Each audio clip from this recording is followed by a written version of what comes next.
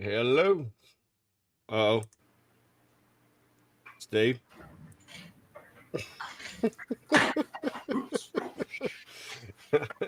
How did I just change the background color? Oh, I you just have click. no You just idea what you did. you just click on it. Okay. Well, cool. Oh, what are you doing down there? All right. Hello, everybody. I was running a little behind. I was trying to rainproof the boat before the rain got here again, and it's hot out there, guys. I got to build a building. I hear you guys need rain down there, though. We do, and I'm not knocking it, but I've spent all day with a fan sitting in there trying to dry that thing out where I could cover it up, and I was afraid it's going to get wet again during the live, so I went ahead and put the cover on it to hopefully avoid that. Yeah, you'd hate for a boat to get wet. Well, it's been taken care of. I don't want it mildewing and stuff, and I don't want the No. sun benefiting out. So, got a couple more pieces right here that I just got through cutting while I was outside. Also, so there you go. Got to go put all this stuff together here in a little bit, and I'll have the second spice rack done for today. So got to get that put together here in a little bit. So how's everybody? See who all's here. Well, how's things been going at your place? It's been busy over here at my place. You been doing anything? Or are you still just like out of workspace with your basement and stuff? No, the basement's getting back together. Actually, I've been spending a little more time in there organizing it, as noted in some of my recent videos. I've actually been videoing down there as well. No, I'm just keeping myself honest on trying to get rid of some extra things so that it's a little more functional. Going to do the same thing out here as well, but had an extra. Let's see what we had the 4th off. I didn't take any extra time, so I did have to work on Friday for a bit. But got a few things done, and I got the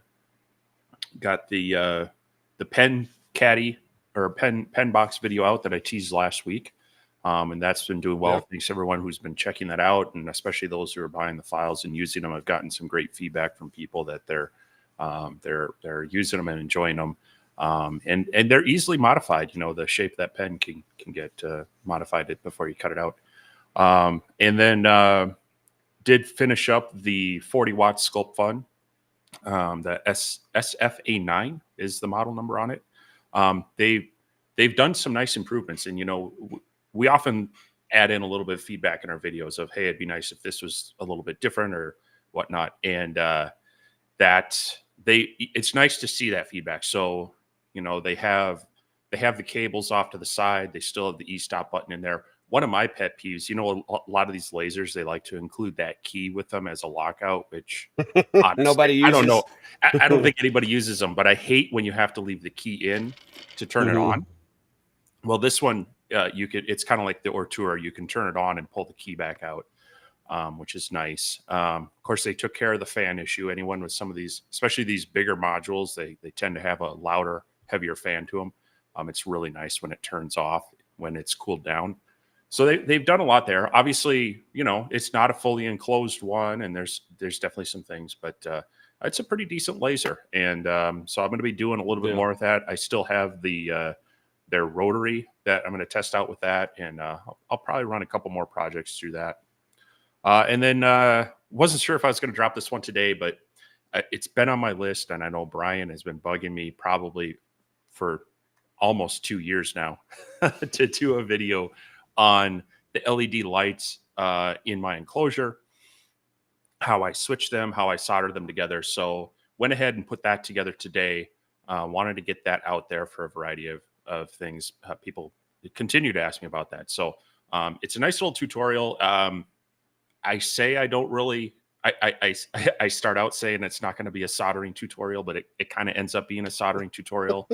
Well, if you're going to ask people to solder, you kind of might want to touch on the basics. Yeah. I mean, it's something I learned as a kid in my hobby. And so I'm by no means an expert. You don't want me doing like crazy fine soldering, but you know, for putting some wires back together, you know, this is a skill like I see a lot of people with their laser fans. They'll take it out of the module and maybe a pin breaks off, and they're like, "Oh, now how do I? I need a new fan." Well, you might be able to fix the wire, and having some skills soldering helps. So, I walk through a little bit of that in the video, and then talk about how to add in the limit switch to be a momentary cutoff for the lights and such. So, yeah, I threw that out there today. So, hopefully that'll help some people, and definitely have some more things on the docket. I'm trying to get back into my more regular posting and getting some of my project videos out there that I've been wanting to work on. So hopefully I'll keep this momentum going and keep some of those flowing out here. So, but yeah, other than that, it's been kind of cool, but we are, like the rest of the country, we're warming up. Next week, you'll probably see me sweating.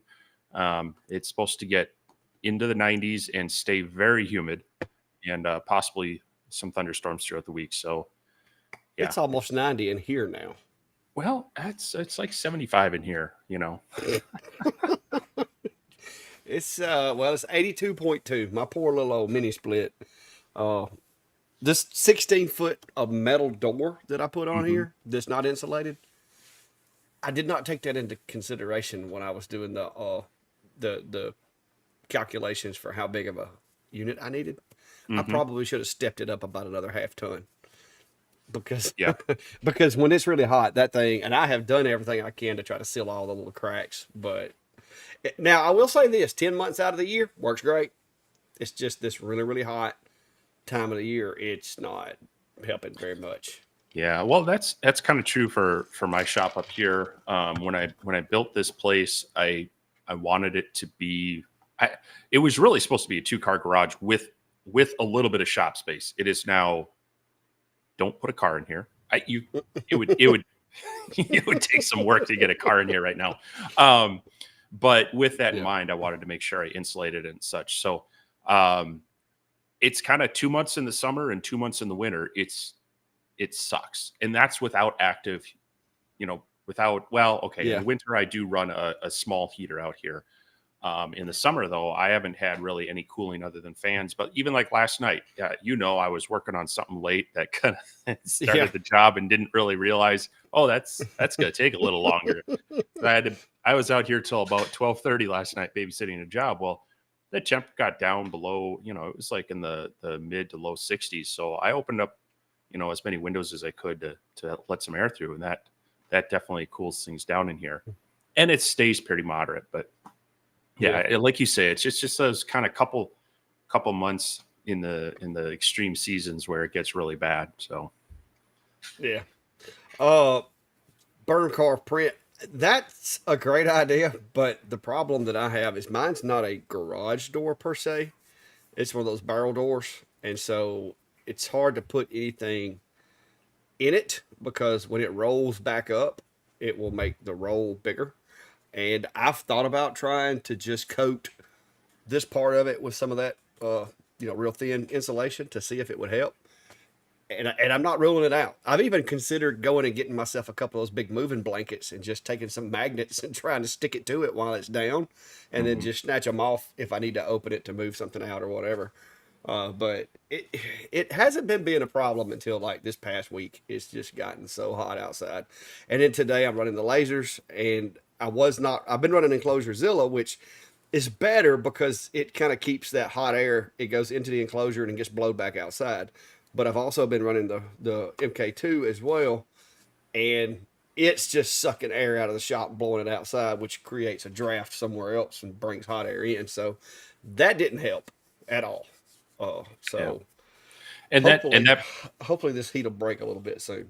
That brings up a good point. When people are talking about, their smoke extraction systems, especially if you're in a smaller area like this. I mean, this is basically a 1-room area. If I'm trying to exhaust air out, I've got to bring that much air back in. So when people are saying, "Hey, I've got an inline fan and I'm still smelling smoke," well, you still may be starving the fan, even if your enclosure's got inlets, but your greater space doesn't have the inlet. So you got to displace that air. I hear that a lot. I've got 500 CFM and it's not moving any smoke. Well, that means you're starving it. Yep. A 500 CFM fan cannot move 500 CFM if it's not allowed to come into your building. Luckily for me, I have a cat door, which basically is just a plastic flap. So when I fire up an enclosure, the cat door will literally sit there and do this.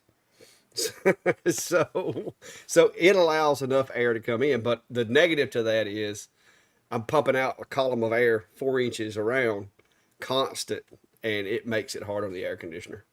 Yeah. So I try not to run machines that don't have a outside air intake when it's really hot or really cool. But I had to get some cutting boards done today, and so I just bit the bullet and did it. Yeah. Well, Mark says they had to clean the honey. He had to clean his honeycomb today. Use Simple Green, as y'all discussed past couple of weeks. Was absolutely impressed with how well it worked. Use it straight undiluted and washed off with water. Yeah, especially if you can kind of just let it, spray it on and then let it just soak for a little bit. That's going to take 90% of it off there. It's just going to work as a bit of a degreaser and break down some of those that residue and such, and then it should clean off fairly simple. And that's why by the gallon.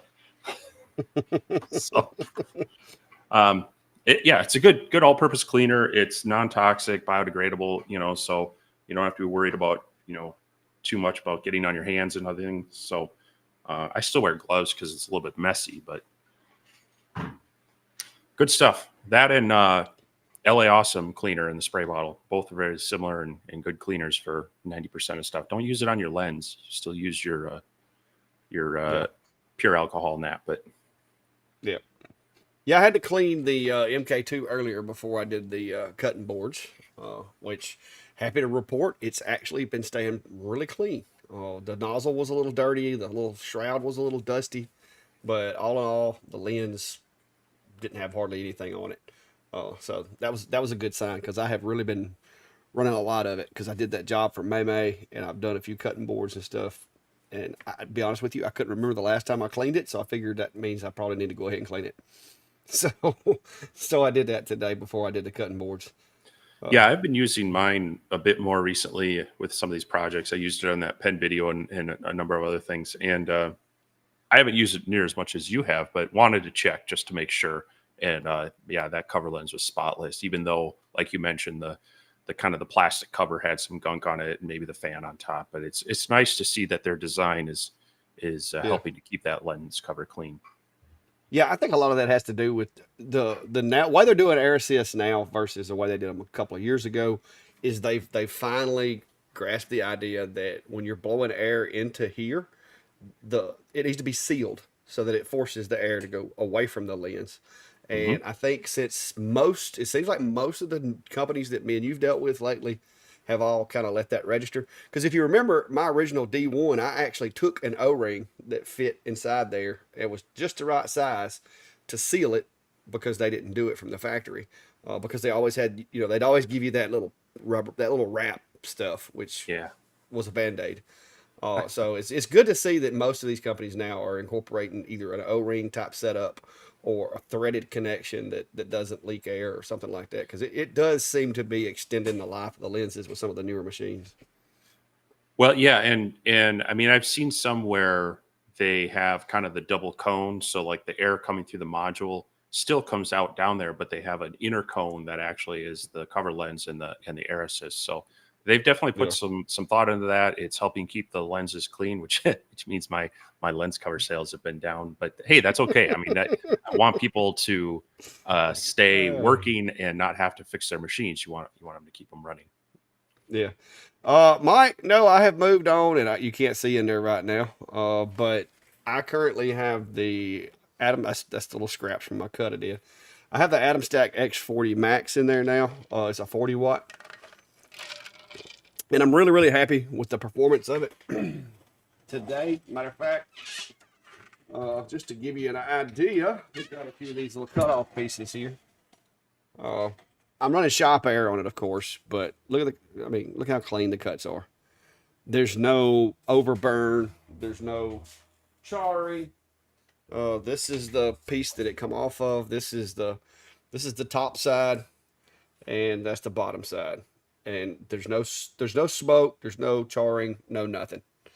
And so I've been really pleased with it. It's running pretty clean. Now you can see a few places a flashback on the rear of it because somebody's honeycomb needs cleaning, and I just hadn't done it. But I'm really happy with the machine as far as the work area of it, because to have a 850 by 400 and something work area out of the box without any modifications, it's pretty cool. I wish they'd have did a 70 watt this way, but they made the 70 watt into a 850 by 850, which if I knew I could successfully chop it down and make it narrower, I probably would get one and do that.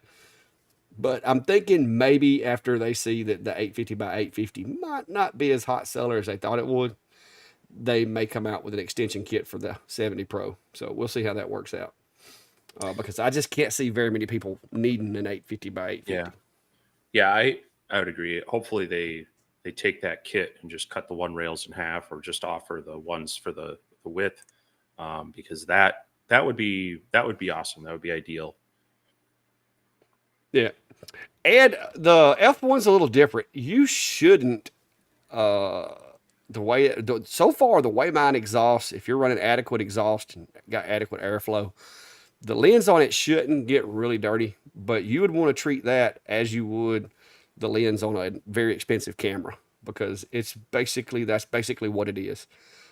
So I would probably try to find me a specifically like some lens cleaner type thing for a camera lens. You could do it with a lint-free cloth and some the alcohol, the 99.9% alcohol we use. But whatever you use, do not leave residue on there. Uh, and make sure it's a no scratch cloth, because that's not an easily replaceable lens like the ones that we typically clean in diodes. So be very careful not to scratch that thing, because if you put a scratch way up there, it's going to dictate to really big problems on the surface of the material. What's your thoughts? I mean, you think we'd be safe to say that the isopropyl alcohol would work with the appropriate cloth? Um, yeah, I'm just not sure if they have any coating on that. You know, some camera lenses do have a bit of a coating on there, but most cameras also allow you to put filters, and even just an ND filter acts as a good dust filter. You know, so it's kind of like the cover lenses on the smaller laser. Definitely, yeah, a lint-free cloth, and I would make sure it's probably worth buying a pack of them, and each time you clean it, just use a fresh one, just to ensure that you don't transfer some dust. Because if you get a scratch on there, your laser's going to hit that, and it's just going to start fracturing and frosting that lens, and it's going to give you some problems. So definitely finding maybe you can get the kind of the one-off lint-free lens cleaners and such, and so they make them for cameras and even eyeglasses. That's what I would be looking for. Something that's going to dry quickly, that's not going to leave residue, that's not going to have any lint or anything left behind. Yep. Yeah, I would think, and like I said, I don't know exactly what's in them, but I bought some of those.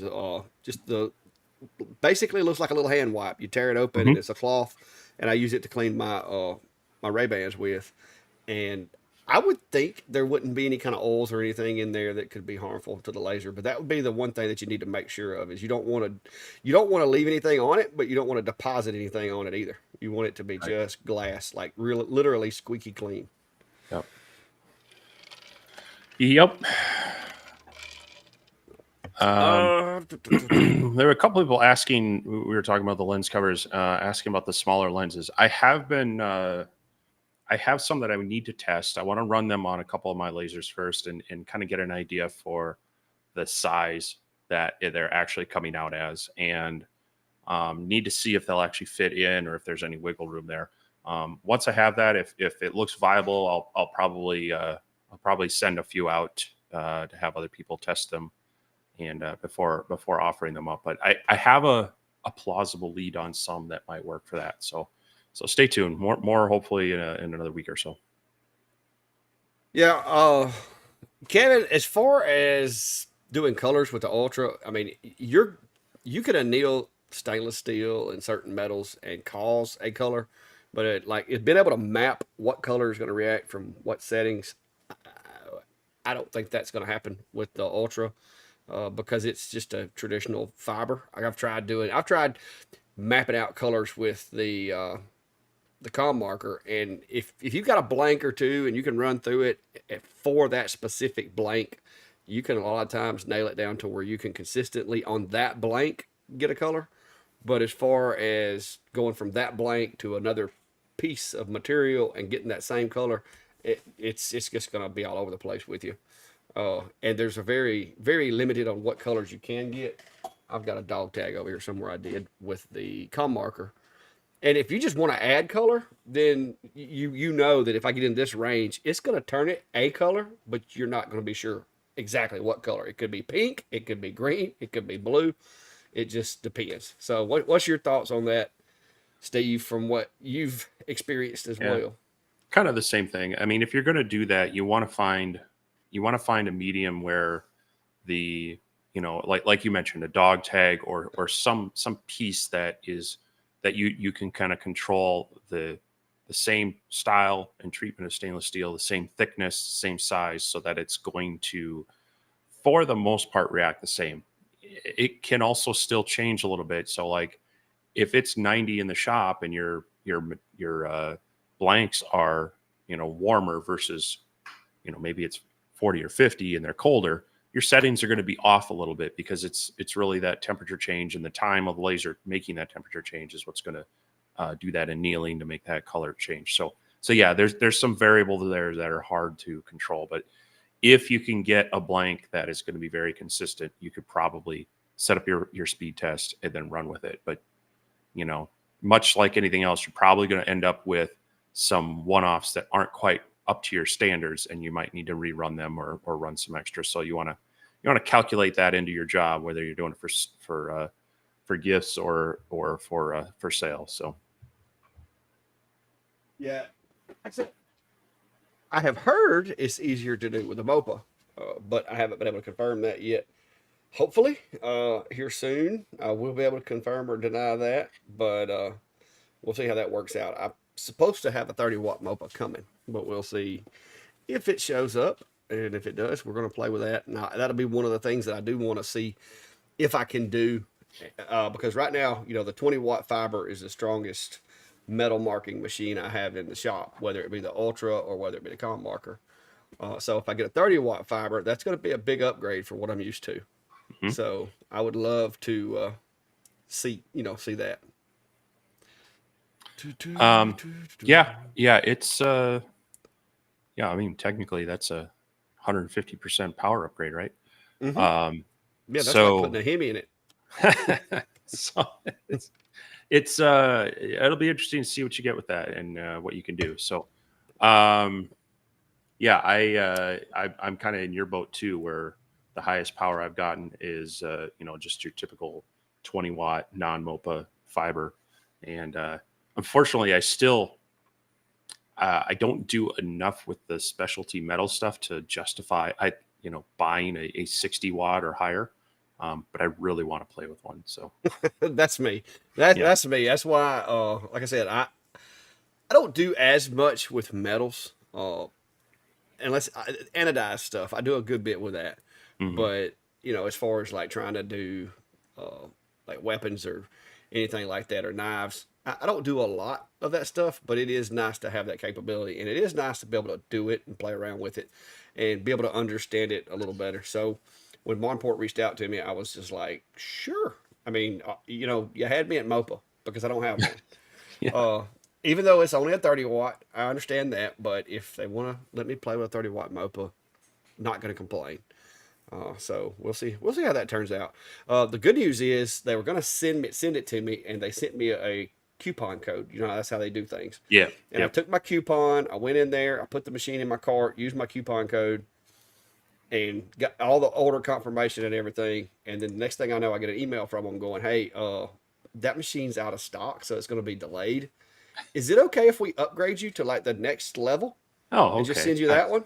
It actually Nice. has autofocus where this one doesn't." And I'm like, I guess. So, so I apparently the one I'm getting is going to have autofocus as well. Very cool. So let me see. Let me see. I see some back and forth something about tagging people or something. Yeah. It's probably some of my anti-spam bot Well, no, I think it's measures. because they're coming in from one's from my channel, one's on your channel, and if they're not in Oh, the okay. active chat room, they're not going to be able to do it. So yeah, Yeah.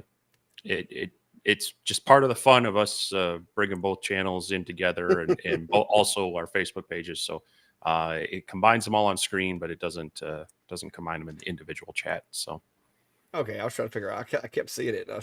I was just like, no. what's going on? But But yeah, this is the one I'm supposed to be getting. So hopefully it'll work. very We'll cool. see. Oh. Yeah, we flashed this up there.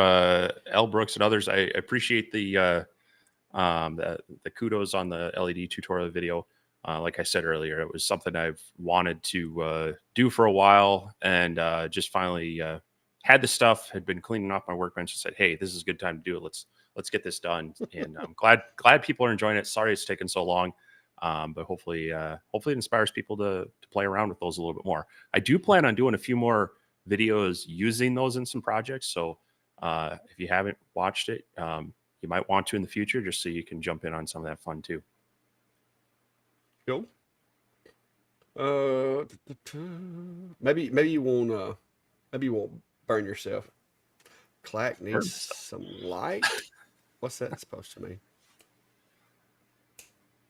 I don't know. Maybe you're a little dark. Oh, it's all that. It's all that sun you've been getting because you're. And now he's muted himself. I don't want to activate everybody's assistant. I had to get my assistant to turn the lights off. You know, by saying, "Hey Alexa, order."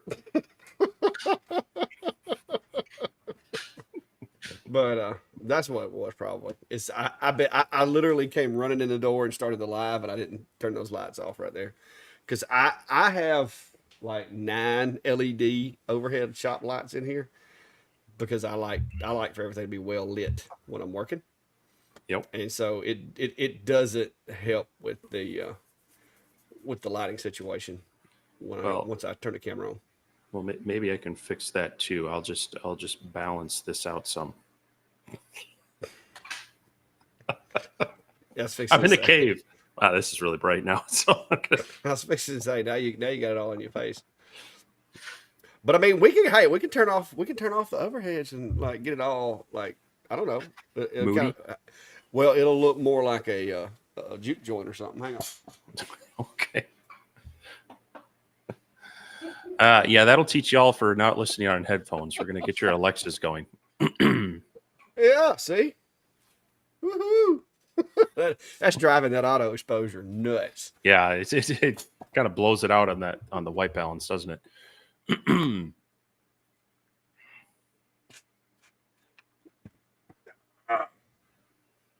Well, there you go. But yeah. See that I just have all those on smart outlets and smart switches, just because inevitably I'll go in for the night and forget to turn a light off. So, well, I do it because it's just cool. Well, I like being able to tell the shop to turn lights on and off, and lasers on and off, and air compressors on and off, and like you said, if you forget to turn the air compressor on and you sit on the front porch and you hear it, you can just turn it off. So it's cool. It's a little crazy, but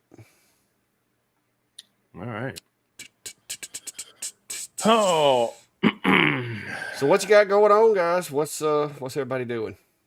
Oh, I knew this was coming. Let's see. I'm surprised I haven't got any hate mail from X-Tool yet. I like the Ultra. They haven't woken up yet. Yeah, I like the Ultra itself. I like. Now, is it better than a 20-watt like regular fiber? If you want the capability to do blue and fiber, I guess that's the case, because it is kind of cool how you can put one layer is blue, one layer is fiber, and back and forth. The conveyor, when they said they were going to send me the Ultra, and he asked me if I wanted a conveyor, I told him I did not, but somehow or another it showed up anyway. And I tested it and I gave it a try, but to me, it just wasn't. I'm OCD. I throw away a lot of blanks because I screw up using jigs sometimes, and so it would break me. I would have to charge twice as much for stuff if I was trying to bulk out ink pens or trying to bulk out stuff with it because it did not pass my quality control, and so as you can see, the Ultra is over there, but the conveyor is not attached to it. It's just not for me. If I needed the ability to do longer items and that was the only machine I had, I would use it for that. It's okay. It's acceptable for that. It did a good job. The automatic batch, even in that format, I'm not going to use the batch format. I don't use it on the P2. I've tried it with the P2. I've tried it with the F1 Ultra. It's just there's limitations when you're working with a single camera source. I mean, try like if you hold your finger out in front of your face and you close one eye and open the other, like you will see that your finger looks as if it moves. That is because of the perspective of your eyes, because your eye is at a different angle. So with a single lens camera, you're looking the sensor is looking through a rounded lens at a flat surface, and it's very difficult to make calculations based upon that. If they had three cameras in there, I feel like it would probably do a lot better job if it could overlay the images and compare them and come up with averages. But with one, there's limits. And I think it's just, if you're wanting to put just your logo on the back of coasters and you've got 100 of them, and all you really care is that your logo is somewhere near the vicinity of the center on the back of the coaster, rip them out. It'll do it. But it just wasn't up to my standard when it came to doing the actual engraved part of things. So that was my only complaint. Other than that, it was built well. It works well with the software. It's you know fairly portable. And when you put it on the machine becomes not portable at all because you have to take it apart in order to move it, or you're going to break something. But it just, I don't know.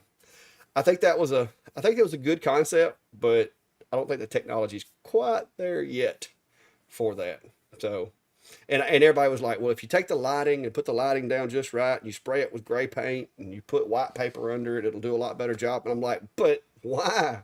I don't want to spend 45 minutes prepping something to engrave that I can do a jig in 5 minutes and not have to worry about all that. So that was my biggest, it was kind of a letdown on that part. But the machine, other than that attachment, now the RA2 Pro with it, love it. I did have to make me a jig because they even though they fixed it with the conveyor, they did not give us a way of having like a guide system. And it would, I really thought about CNCing me one, but it would be really cool if I had like a metal plate that would attach to the base and you could slide the RA2 Pro in there and kind of lock it. That would be really awesome. I made one out of wood. It works great. So the RA2 Pro with the Ultra, great deal, works great. Flat format works great. Conveyor for long boards or stuff works good. The batch, that software trying to depend on that camera, expect variations. And if you didn't watch my video, you can go watch it and see what I'm talking about. And yeah, I know I could have probably, taken it to a higher altitude somewhere, sprayed the stuff with gray paint, put some white paper under it, and probably got better results. But I want a machine that I can go to it, throw something in it, run it, and it works. And the conveyor using that auto batch just didn't quite cut it for me. So Yeah. not knocking X Tool at all. Like I said, it works. Yeah, I saw some of the comments about, like you mentioned, you can spray it with this, you can do that. Well, if you're going to do that, you might as well just set up a jig. Unless it was or just put it on the workspace one, and frame it. Yeah. I mean, because you're going to spray it with something. Now you got to wait for it to dry. Then once it dries, now you can engrave it. And then you got to wipe it off. And I mean, no, thank you. No, thanks. Yeah. I can use my little jig panels. If I'm going to do that, I can take my little jig panels. I cut them out of scrap plywood. I could cut 6 or 7 of them, and I could load it, run the job. As soon as it finished, I could literally pick that jig up, set it out, pick another one up, set it in there, shut the lid, hit the button, and they would be perfect. So you're going to have a hard time beating that kind of speed and productivity. With even the conveyor, I think is actually slower because you can only do like 5 or 6 at a time, or it starts getting a little hinky. But if you built the jig correctly, I could do probably 20 dog tags per jig in that machine and do them relatively quick. But it's just, I don't know. I mean, that all being said, it's great to see. I mean, someone has to try it so someone can try to do it better to where it hopefully, competition breeds, increases in technology and performance. So great for them being innovative, and hopefully it continues to improve. And there are limitations, like you say, with one camera. If they had a second camera, they could probably do a lot with their algorithm to get it better, and they might be able to tweak it some yet. But I think 3 would be the sweet spot between cost effectiveness and accuracy. Yeah. So I don't want to knock them for being innovative. But I think it was fair in the way that you said, hey, they spelled out all these things where there are some limitations to it. Here's some realistic expectations of this tool. It works the way they said. Here are some caveats. And again, we are all our first, our own worst critic. And so, sometimes what we don't like, the customer goes, oh no, it's beautiful, I don't see anything wrong with it. Doesn't mean that you should still deliver it to them. But that's something to keep in mind too. Sometimes we as makers, creators will nitpick over stuff when you show it to the person and they're just wowed with it and they love it. And sometimes you have to be okay with, yes, this is good enough, I could pick out these details, but the average person can't. So it's a weird bar to see. So, well, good night there, STL. Be careful over there. Stay cool. But yeah, the technology's coming. And if you don't believe me, just look at the back of your phone where it's got 2 cameras. I mean, that's the reason, like with iPhones, you can actually take a picture of somebody and just like hold your finger over them and basically make them into a sticker, because it has they're getting, well, but that's a more expensive phone. We're not operating on the same budget. It's not more expensive. It's a Google Pixel phone. They don't, especially after trade-in. I've got like, but I do got a buddy that's got a Samsung that has like 5 or 6 cameras on the darn thing.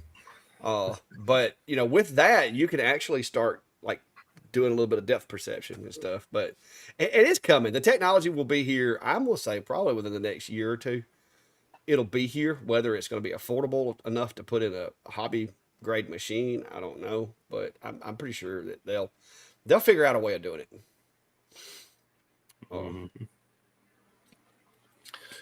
So along the lines of your dual power fiber laser, I did drop a short video, which was kind of a teaser on the Laser Pecker 5. And so that did get shipped to me. That is a pre-release laser, so I do have some limits on what I can share now.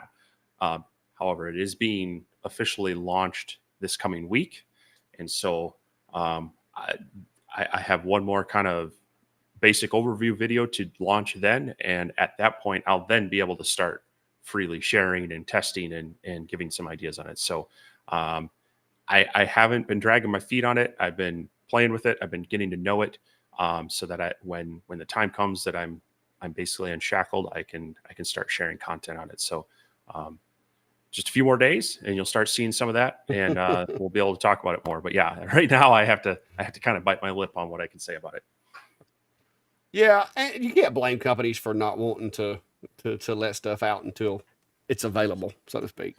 Yeah, well, and the nice and you and I've talked about that in the past. We try to not get into these situations where we're being told what to say and we're being controlled. But this being, we've also been in those situations where, hey, we're going to send this to you early and we want you to work with it, but just please don't release anything until these days. and sometimes they'll have those things, and they're like, hey, can you post like these, start letting this type of information out now, and then that information then, and Yeah. then at X date you're basically free to roll with it. So that's just kind of where we're at. This is I'm not in a position where they're feeding me a script. They're just saying, Yeah. they're trying to build and anticipation stuff. So and that's totally understandable from the company's perspective. I Yeah. mean, they want to build up their hype. They want to have their chance to announce their equipment before you do. And and just like with X Tools done me that way before. A couple of other companies have done me that way before, to where they're like, "Hey, we're going to send it to you, but don't release anything until we do our live. After we do our live, like immediately after our live, you can release whatever you want."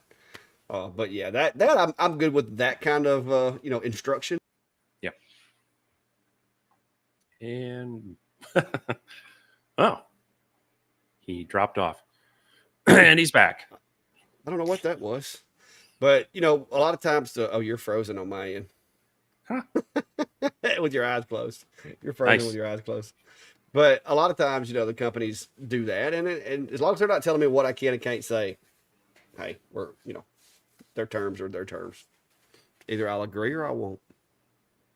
Yeah, that's going to bother me with you being frozen. Here, hold on. You answer this question, and let me see if this does anything. With the We Create, I think that's a problem with the language on the controller. I don't think there's anything that you're going to be able to do with that, as far as the We Create. I don't even know if any of the other machines. I guess they will. I've never ran one in inches. Millimeters is kind of my go-to for laser stuff, just because it's a lot easier than trying to do fractions when you're working on something. But no, it's still froze on my end. But no, I don't. I think that's going to be a limitation of the controller that is in the We Create. I think it's only going to be able to communicate with Lightburn in millimeters, unless there's a patch or something that We Create themselves could send you.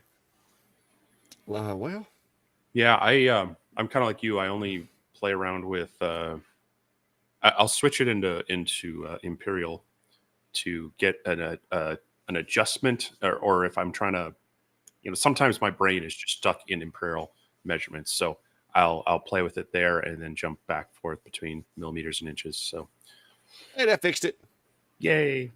I had to hit the refresh button. It did disconnect me temporarily, but it fixed it. Okay.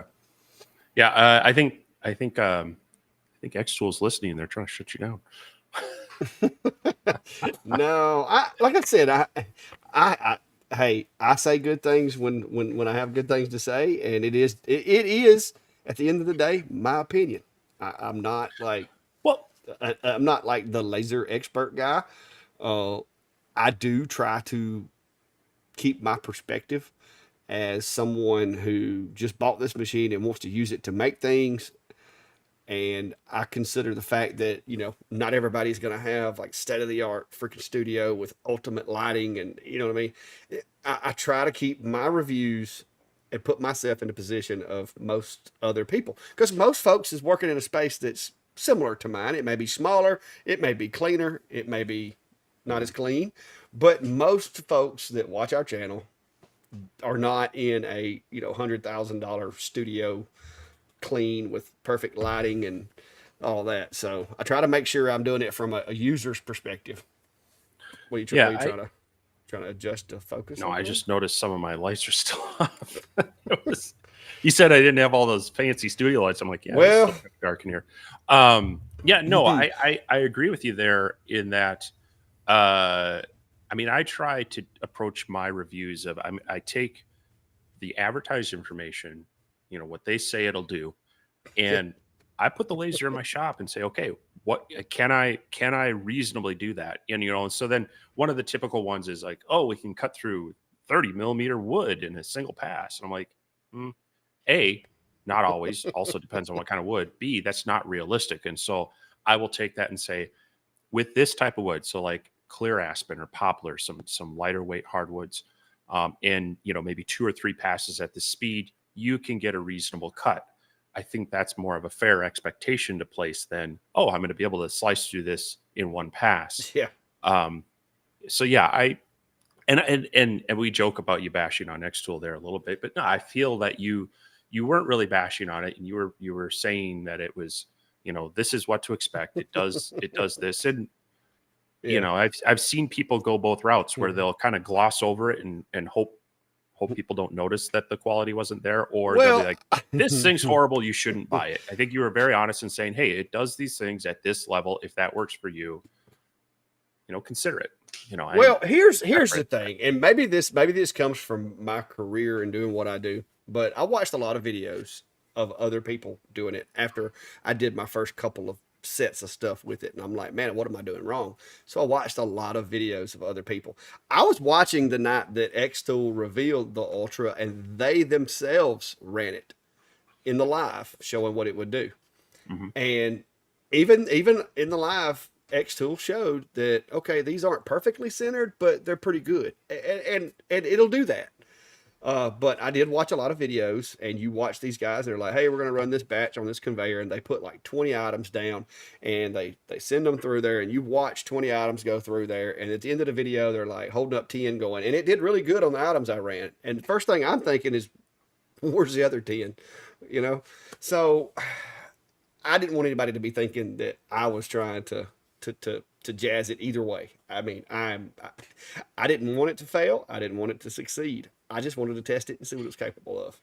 Yeah. And that's what I did. And like I said, maybe there's some stuff. I had one guy made a comment that who would lay stuff in that kind of a idiocracy formation or whatever anyway. And so I went immediately over to Xtool's website and the marketing video that they have of it batching stuff out. And they did the same thing in their marketing video. And that's what I'm trying to recreate. They didn't have them laid out in a jig running them through there. So, I was trying to recreate what they showed in their video as best I could without wasting $30 worth of dog tags or whatever. Yeah. And But yeah. I think with that, you and I both, we have our affiliate links, and we appreciate when people use them, when we influence them for that. But being a salesman is kind of the last thing on my mind when I'm doing these. I'm approaching it like we have the opportunity to test some of these things and try to put some expectations out there so you can make a more educated decision. I don't want to tell you like you should always go buy this machine, because it might not be the one for you. I want my reviews strike here is some realistic expectations for this machines. It's why I don't do a lot of comparison videos. I try to let each one of those stand on this is what this machine does compared to the advertised specs. And I'll throw a few nuggets in there, like, yes, this cuts at a similar, like the speed and the power is about the same as other 30 or 40 watts. But I'm trying to just get some information out there for people that are looking into these things to try to find one that will do what they're looking for. And so I think you do a good job of that. And that's why you and I, can mesh so well with these. We approach it from slightly different viewpoints, but we have kind of the same goal in mind. Oh yeah, and like I said, I haven't heard from Xtool, but I have done that in the past. The Xtool D1 Pro, when it first came out, the flame sensor was a pain, and I called it a pain. And of course, they patched it a couple times and got it to where it wasn't as near of a pain. And but you have to have the right firmware. So I mean, it is what it is, guys. I mean, if the companies were to get too to where, oh, you didn't say all great things about our stuff, we're not gonna work with you no more. Okay, if I want to, I'll go buy one of your machines and do a review on it anyway. But I don't, like I said, I don't need that necessarily. I do enjoy trying it out, and like I said, there was for that one negative on that machine, everything else worked as advertised. So. And they really didn't lie about it. I mean, they showed you the video, even on their website, that it was not completely centered. Now, 2 more firmware updates, that may get better. Who knows? But we've seen things for right now, it's not something I want to lean into. So and that's the nice thing about Xtool with their software and their machines. You see firmware updates, you see software updates fairly regularly, and that's not necessarily a bad thing. I mean, they're fixing issues, they're adding features. It's nice to see that. It's a healthy company that's continuing to develop older older equipment as well as bring out new. So, Yeah. yeah. So yeah, Mark's wondering when are we going to see a Bamboo X1C in the Clack Shack? Well, I actually was really close to getting one, Mark, and then I found a good deal on a boat. So, so I bought a boat instead. So the X1 is going to be a while. I've got to recoup my expenses and put my money back in the account from the boat purchase.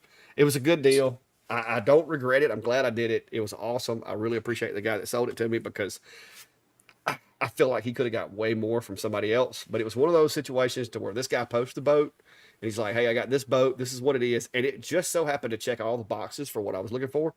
And when I saw the pictures, I'm like, this guy's uploaded some pictures from when he first bought it. And it's, he's trying to make me think that this is and then Brandy's like, no, because she zooms in, she's like, no, that sticker says 2024 on the side of the boat, or 2023 on the side of the boat. And I'm like, oh, okay. So I'm like, you know what? I'm gonna go look at it. And we went and looked at it, and as soon as I met the guy and shook his hand and talked to him for 5 minutes, I knew he wasn't lying to me about it, being messed up. Because you got to be careful buying used stuff. Some folks will sell you something knowing that it's fixing to explode. But this Yeah. guy didn't give me that vibe, and it was like the good Lord just decided I needed a boat. So I bought the boat, and I'm gonna hold off on the X1 Carbon. I did watch some of Sam over at Sam Craft's videos, and Hmm. he is confirming my suspicions that I do need one. Hmm. Because I really trust what Sam says, and he showed some video about how he's doing stuff with it. And I like 3D printing stuff for the shop, and I actually do quite a bit of it. But the machine that I've got is really, really slow, and it's a little high maintenance with the bed leveling and all that. So I am looking at upgrading later, but it's gonna be a minute because, like I said, the boat kind of the boat kind of like got rid of all my play money for right now. So I'm So I'm I'm holding off. so along with that, I did want to, we get a lot of people asking about 3D printers, and right now Bamboo does have a sale, and so I grabbed their entry level printer, and it's the A1 Mini, and right now it's $199. Um, I haven't if you follow me on Facebook, I sometimes drop just little nuggets in one spot or the other, between Instagram, YouTube, and Facebook. I did drop a quick little reel the other day of just the initial testing of it. So bought that one and have just been running a few sample jobs on it. It's not a big working area, but to me, this is going to replace my Creality Ender 2 Pro, which has roughly about 100 millimeter cubed working area, and was a good starter printer back in the day. I feel, at the $299 or right now the $199 price, this is, I think, a really great, someone wants to get into it with just smaller items and get their feet wet. It takes a lot of the headache and hassle out of it. So yeah, I can see myself upgrading to one of their larger printers as well in the future. Maybe as we get into fall or winter, we'll see. I've got a lot of things coming up the next few months. So, but I'm impressed with what I've seen so far, just from their smallest entry level basic printer. So Yeah, yeah, yeah, it more does to pretty come. good. Well, Ed, I have owned a boat or had a boat in the yard or which I lived pretty much my entire life until we built this house here. I kept the boat. It actually used to park right over there where the CNC is. Uh, I kept the boat for several years, but because at the time we had just built the house, I was working 2 or 3 jobs and it just never got used. I ended up getting rid of it because I needed the space to put a lawnmower and some other stuff. But luckily, I grew up in a garage, so mechanical stuff is kind of my thing. And also, I'm pretty handy with electrical and wiring and electronic stuff, as some of y'all probably can tell. So I've never really had a problem with it. Uh, whoa, Hmm. hello. I've Yeah. never really had a problem with like having to throw money into a boat. If I need new wheel bearings or new seals, I just go get some bearings and seals and throw them in there. Uh, but hopefully that won't be the case. I don't think so. This thing looks like it's brand spanking new and runs like it too. So we'll see. But I don't mind spending a little bit of money on it if it's fun. I just got to get Steve in there and go teach him how to fish. when he gets down here. Teach me how to fish? Yeah, I'm pretty sure you probably can't fish very well. So, because our 10,000 lakes up here don't have fish in them. well, we'll see. I'm gonna challenge Steve to a fishing tournament next time he comes down here. How about that? Yeah. Uh-huh. I should be more worried about what you have in the water down there. Well, I mean that just don't get in the water, Steve. Well, how are you supposed to catch them? I've seen those videos of rednecks fishing. They go jump in there and they shove their arm in there. Yeah, that's how catfish on their arm. That's what we're gonna do. I got a buddy. Yeah. He's already volunteered to take us. He knows where some good spots are. I used to do that before I got rid of my last boat, and I can tell you I know where there's at least 3 or 4 spots that we could drag a fish out from under every boat ramp, guaranteed. So, and you're a big guy. I mean, you got long arms, so you should actually have an advantage on that. Yeah. So when I'm getting pulled under by something else, I can still reach up and say, "Hey." Yeah, we'll tie a rope to you that way I can pull you back up. We'll see.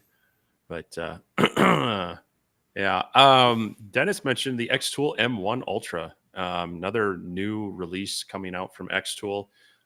This is, if you're familiar with the original M1, it was a laser cutter as well as it had the blade attachment, so it could do, like vinyl cutting and such. Well, they've kind of taken that, stepped it up. Now it adds a 20-watt laser. It has a cutting blade, has an inkjet printer. You can stick pens in there for, drawing and plotting and such.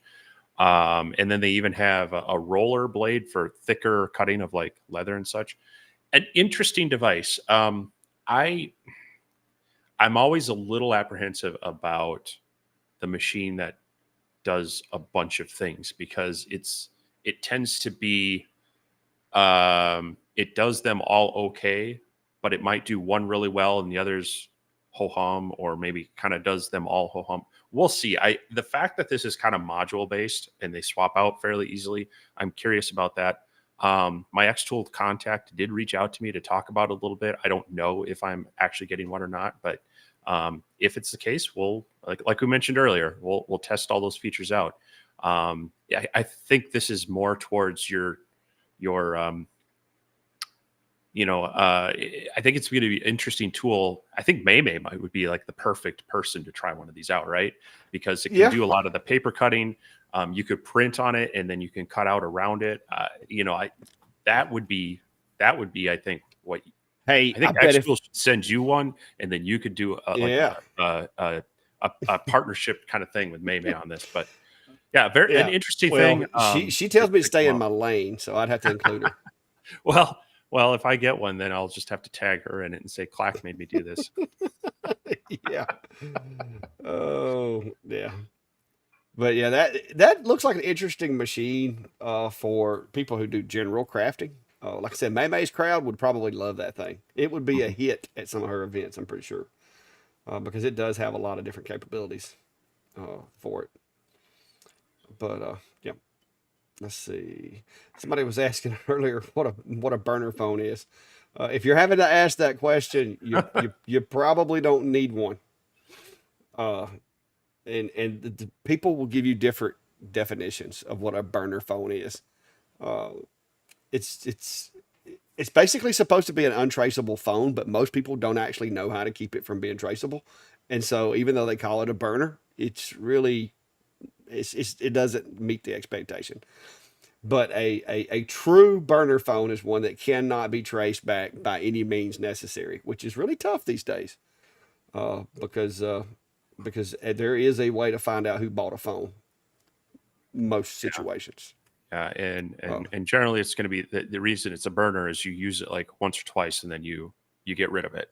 If you make more than one phone call on a burner, then it's no longer a burner at that point because you're mapping yourself out and you're also collecting who all you called, and it's a mess. It's basically being used by people who don't want to be found. Yeah, that's usually that one phone call that you need to make, and then you're done. Because any more than one phone call, it's no longer usable. Yeah. Kelly's asking, what do you recommend for fume extractor for indoor use? Have We Create, can't really afford the air purifier from there right now, so I'm using my machine outdoors, but the heat is making it rough. Unfortunately, unless you're willing to spend a lot more money than your recreate cost, you're not going to be happy with the air purifiers for more than just occasional minor use. They just that the filters are going to get clogged up too quickly and they're too expensive to be used consistently. So I have a couple from one from Xtool, one from Monport, and uh, they're great. I use them at like events where I want to cut down the smoke. And this I don't even really use them indoors too much because it does not take long for them to get clogged up, and then they stop working, they stop moving the airflow, or you're still continuing to smell it. So the best situation is if you have a window you can put your machine near. Get yourself you can make yourself like a cutout. So you take the outlet from your recreate and then get like a piece of foam or piece of plastic, something that you can kind of fill the gap, whether it's a a sliding or lifting window. You want it to be able to cut that to the size of your window, put it in there, maybe get some the foam rubber window sealant there, and just have that piping out. And that's kind of the inexpensive way to do it. Just know that if you have a screen on the outside of that, it is going to pick up some of the residue, and the vapors are going to kind of solidify on there. So I caution renters on that. Your landlord might not be too happy about the damage to the screen there, but yeah, unfortunately, to get a indoor air scrubber that's going to really do its job right, you're going to spend you're going to be in the $2,000 to $3,000 range, and the filters are going to cost you hundreds of dollars to refresh them as well. Yeah. Glenn's inviting me up to Alaska, and don't let Brandy hear you say that, because I've told her that's on my bucket list. Even though I don't Yeah. like the cold, I'll be up there during the summertime, but I do want to go before I can't. Yeah, So it's one of my bucket list items too. My grandfather actually lived up there for a while, but I never got to go visit him while he was there. So yeah, we'll have to road trip, go up the yeah, Alaskan highway. hey, yeah, and that was the problem with the guy that sold me the boat. Like I said, he for some reason he posted the boat, and just as he posted the boat, I was actually in Prattville doing some shopping with the family, and just we had just got something to eat, and I pulled my phone up and it popped up that it was for sale. And so I went up and met with him, and that was his thing, is he had recently had to go through some pretty serious back surgeries to the point to where he had nerve damage that didn't afford him to have really good balance. And he was just worried that, trying to fish in a boat was going to end up being a bad thing for him. And so that's when he decided to sell it. And so me and him talked about, we compared back surgeries and back doctors and all that. But yeah, that's one thing that I want to do is, like I said, fishing is one of those things I've always enjoyed. It's relaxing to me, about as relaxing as being in here. And I've got a daughter that, you know, we don't have a whole lot of things that we do together because we're just not really on the same wavelength, but she loves fishing and she loves riding in a boat. She was having a blast this weekend. Now her older sister was scared to death because I was having to, you got to see how fast it'll go, right? And so my oldest was scared to death, but the youngest one, you would have thought she was on a roller coaster. She had her hands over her head, just woohoo, having a blast. And I was like, okay, yeah. Well, So so me and her are planning on. I'm planning on her being my most of the time fishing partner. But I do have friends and too. And I used to fish tournaments like every week back when I was younger, before we had kids. Brandy worked night shift, and so I'd fish night tournaments, and so I really enjoy it. But I just over the past few years kind of got away from it. And now that I've got a kid that actually likes it, I'm going to take the opportunity to spend a little more time with her doing that, and teach her how to fish and show her some of my good spots and all that good stuff. So well, that's worth the price of admission right there. Is I thought anytime so. you anyone with teenage kids knows that if you can find something that they continue to enjoy with you, um, you'll spend the money on it because Hmm. your time with them being in your life day in and day out is getting shorter and shorter. And so you want Yeah. to find those things to keep building those memories and having those connections with, with my dad and I, it was model aviation, that when my parents got divorced, that was one of the binders that really kept our relationship strong, is that we had this activity to do together. And so, yeah, it's, I yeah, I don't care if I didn't enjoy fishing as much. If my kid liked doing it, really wanted to do it with me, yeah, I'd go up and buy a boat just for that too. So Yeah. Well, I enjoy it, and Brandy actually enjoys fishing as well. So, it's a win-win for me. mhm, And we live right here. I'm within 15 minutes of a boat ramp. For very about cool. 25 minutes of a boat launch. So, it's not bad. And then my mom and them, they have their own little boat ramp, which is where I went this weekend. So, the opportunities are there. And like I said, I got a good enough deal. If I keep it a year and find out that we don't get to use it as much as I thought, I could still not lose a lot of money and get out from under if I wanted to. Yeah, good stuff. Somebody's asking, oh, Well, I mean, we you don't heard have you to have said the fishing contest right there. So I mean, it's already settled. it. Yeah. He says Sasquatches are good fishermen. There's a couple of things to consider on that extreme elements. One, the Thunderbolt is significantly larger. It has a larger footprint. It's going to take up more space. Uh, it is comparable as far as performance, but I think the work bed's actually a little smaller. Isn't that what we decided? Yeah, I want to say Like two or it's three what 20. inches. Yeah, like the X Tool's 20, just under 24. I think they advertise it as 24, but and then the Thunderbolt I think is 20. Um, but the RF versus the glass tube CO2, the beams are a little bit different. That one's a 30, but it performs, like a 50 to 60 watt. The maintenance on it's going to be less. It's air cooled. You don't have to worry about the liquid cooling and such. And RF generated beams tend to be a little more tighter, a little more focused. So you might actually get a little more detail out of that. And it's also just a heck of a lot faster. So I was fixing to say now, one thing I can say, because I've ran both. I've ran the Thunderbolt at my buddy Tim's place, and I've run my P2. The Thunderbolt is faster, mhm. and their advertised specifications for resolution is higher. Now, you're going to Yep. have to be well versed in Lightburn because it is a Lightburn operated machine, whereas the other one was XCS. So, which is not a big deal to me. I mean, CO2s work mostly the same as diodes in Lightburn, with the exception of how you transmit the file to the machine and that kind of thing, depending on the controller. But but that would, like I said, there's some preferences to be considered. You're going to have to dedicate a little more space to the Thunderbolt. Like Steve said, it does have some advantages, but it is rated a lower wattage. But from seeing the results from it, like you said, it's competitive with the 55 watt P2 from what I've seen cutting plywood and acrylic and stuff like that. The resolution, like you said, I'm pretty sure the resolution is going to be way higher. Yeah.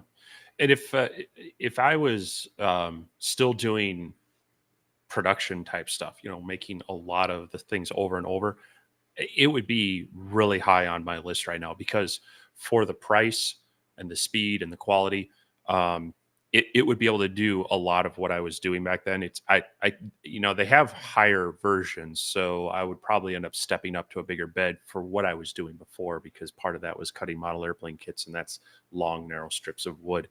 But yeah, it's other than the size. I mean, the P2 being still be able to be a benchtop um, machine. That's the nice thing. It's doing everything I need it right now as far as the CO2 laser. Um, the Thunderbolt would definitely be one I would highly consider if I was needing to get into a higher volume of production. Yeah. Norbert, I'm pretty sure my may showed him on her channel, but it was I made a bunch of challenge coins for her different events. So now there's a coin for each event that she's done. It's a wooden token, almost like the old Dairy Queen tokens that I made. She had kind of kicked around the idea of doing them with acrylic, but we couldn't get them to look the way she wanted them to look. and then this little holder for like a desk or for like your crafting room or whatever. That was what I made, and I made one for everybody that attended her Craft Acropolis event that she had this past month here in Clanton. And when they got that one, they also got uh, like the tokens for events that they had already attended. So they got like some of them got like multiples, and she was wanting to reveal that at the event, and so I was not at in liberty of disclosing it until she did. But I'm pretty sure she made videos and showed those, but she may not have. Jumping back to the bamboo talk for a little bit. This is a really good point. The software that drives bamboo. So when you set up the printer, it asks to join your Wi-Fi network and it wants to link it to your account. And at that point, it kind of becomes a cloud. I mean, you can still run it offline, which is nice, but it becomes a cloud connected device. So when you sign into any device with their software, be it a mobile or a computer, you can bring up designs, you can bring up jobs that are on the storage on the printer, or you can send jobs to that printer remotely. And you can tell it to hit start. You can monitor it through their built-in camera and such. So it's kind of a cool feature in that once you set up the printer, you don't have to, if you move to a computer, you don't have to like, okay, did I import all my settings and get the slicer set up correctly? Yeah. You just kind of pull them back down from the cloud. So, but it can still run offline, which is the key. It's that anytime you say cloud software, people are like, oh, I don't want to have to be connected to the internet just to use it. Well, you can still run it independent. It just interfaces with the cloud, so you can send stuff and that's one thing that I really need, that because my 3D printer is actually inside the house. Mm-hmm. Perimeter alert, driveway. And so I have to I remote view it from in here and start it and all that, but I have to power it up first before I do that. So that would be very neat for it to be like that. Mm-hmm. So you're gonna buy it yet? Have we convinced you? I can't get it right now, bro. I've depleted. But they're on sale. They're on sale. I've depleted my play money. Oh, just ask Uncle Visa.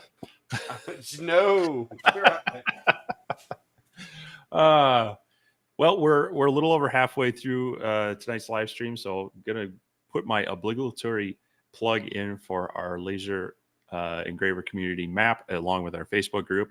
There should be links down below in all of our descriptions there to view the map, as well as a form to add it onto that, as well as if you are a member of Facebook and want to join the community, you can do that there. So the map is kind of a fun tool to look at, see who of our community of our combined viewers have put their pins out there.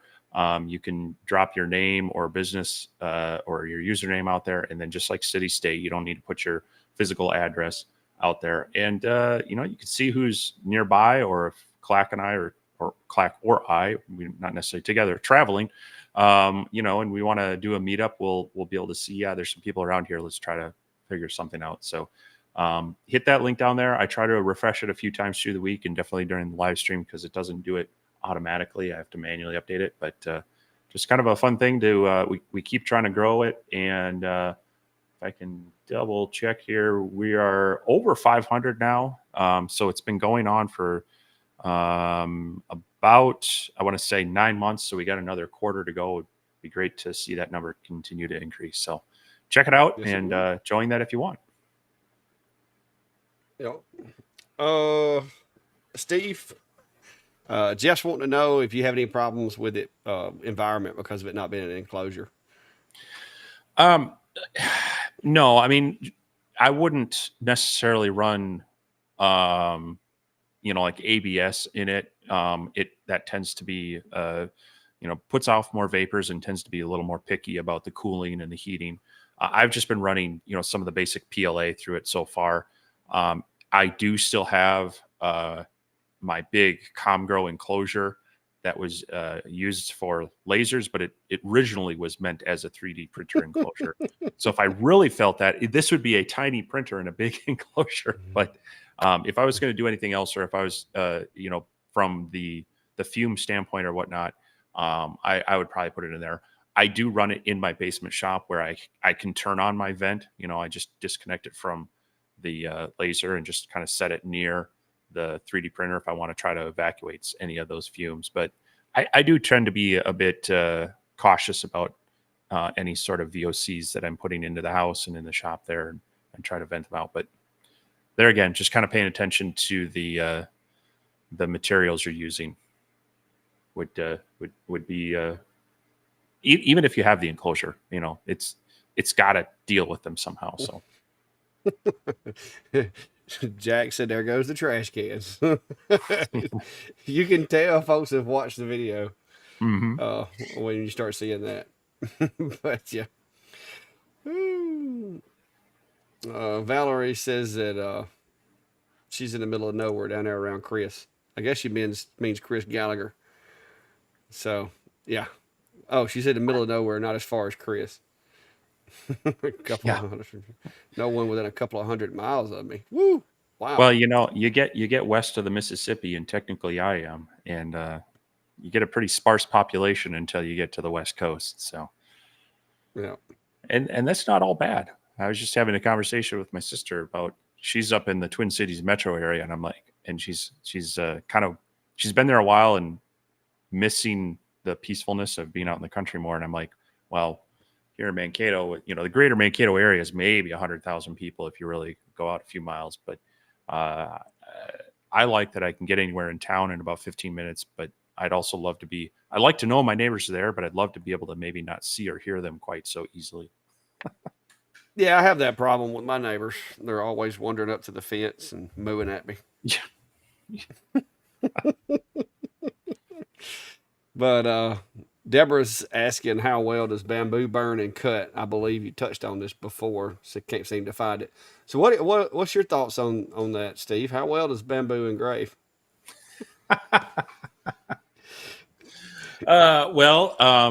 If you're a witch doctor and play voodoo, like Clack does, it burns really well.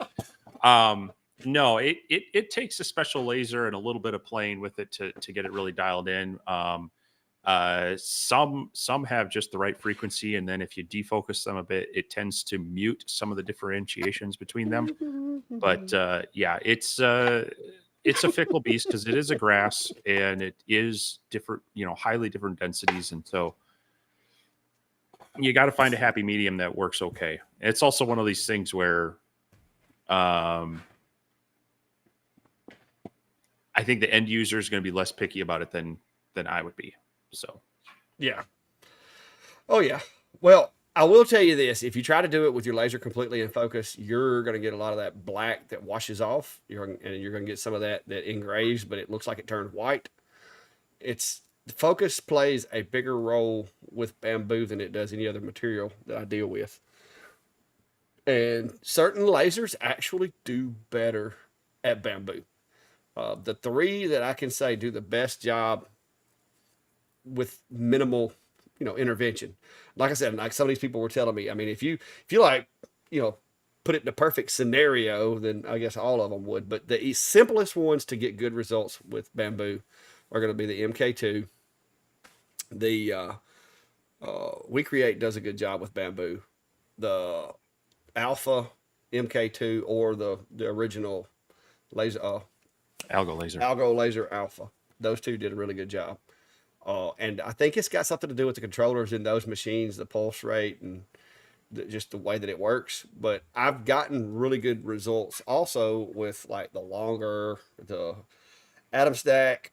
I mean, pretty much any diode I can get good results, but it just seems a little easier to come by with those three machines for some reason. Yeah. But about 2 to 2.5 millimeters high focus makes a big difference with bamboo. Yeah. So this is a good point. You don't want to necessarily enclose any electronics when they're dealing with heat. But much in the same case, I would make sure air is flowing through from my laser. I would want to make sure that I have a fan pulling that air out and keeping it circulating. So I would be venting this outside if I had a concern. But there again, with certain materials, ABS being one of them, it actually kind of wants a certain air temperature. It wants a certain plate temperature, and then it wants to cool it at a certain rate. So that's where having a purpose-built enclosed printer that it can kind of internally control that heat helps a lot. So, but it's definitely a good point. You know, you want to check the manufacturer for any environmental operation. I mean, it's the same with the lasers. They all have kind of don't operate at below this temperature or above this temperature. And we've seen people on both spectrums where they, you know, in winter they're having trouble with their lasers, and in summer they're also having trouble with them. Just they, you know, operationally they want to be like us. They want to be comfortable. So yeah, too much heat in electronics is not a good thing. Mm-hmm. Or us Northerners. Yeah. Let's see. Apparently, we only like 66 and more to get to 2,000 on our Facebook group, the Laser Engraving Community page. So if you're not a member of that, then go check it out. And let's see what else we got here. Oh, also, for some of y'all may not know, there's been a lot of discussion over like us doing different things and different stuff with the YouTube channels. I've gotten to where I do a lot of different like my bees and stuff like that. Well, I decided that instead of like mixing all that up with my regular channel, I started a new one so that Brandy and I can share other things that may or may not be shop related or laser related. And we've got that out there to share with you guys. It's going to be some behind the scenes type stuff, not necessarily shop related. Some of it actually may be, you know, the reason why I build certain things in the shop or whatever. But Brandy is going to be a lot more noticeable in there. So, because she's going to be a little more involved, hopefully. So I just dropped the link to it, and that is the other channel that I'll be putting some stuff on. All of my CNC laser stuff, all that, it's not going to go anywhere. But there may be some, you know, when we go to events or do events, it may either be there, or I could put it on both platforms if it's related to the Shack or YouTube or something like that. But if you want to go check that out, it's literally in its infancy, and just got it started. I think it's up to 104 subscribers, and I've only got one legitimate uploaded video. Well, two now. One video and one short that are like original content. Everything else I just kind of recycled just to have something on there until we get around to doing something with it. But it'll be, you know, those fishing trips, you know, trips to the river, events, going places, just general back and forth, you know, stuff will be there. The shop stuff will be on this channel. But now there may be some, you know, reasons why I do shop stuff, because a lot of my projects, as Steve saw earlier in the short we did, Brandy called me in the house and said she had a problem with her spice rack. It was way too disorganized. She pulled some spice things out and sent one with me to the shop. And I have created a carousel for these, and I still got to finish putting it together, but it's going to basically be like a lazy Susan for spices. And this is the base part, and it's going to be awesome.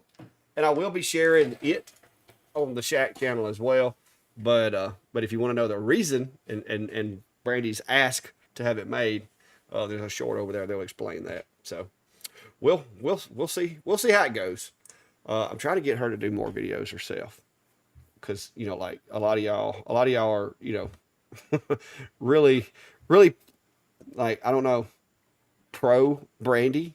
I mean, there's a chance that Miss Sharon would probably watch Brandy over me, but so I figured this would give y'all a chance to be maybe see a little more of that side of the things, instead of us always just working, maybe doing some fun stuff too.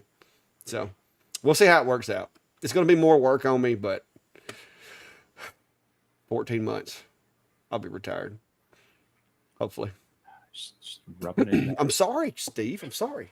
I mean, you can retire with me if you want. You adopting? No, I mean you're gonna have to support yourself, but I mean you can Watch start it. with me. Uh-huh. Uh-huh.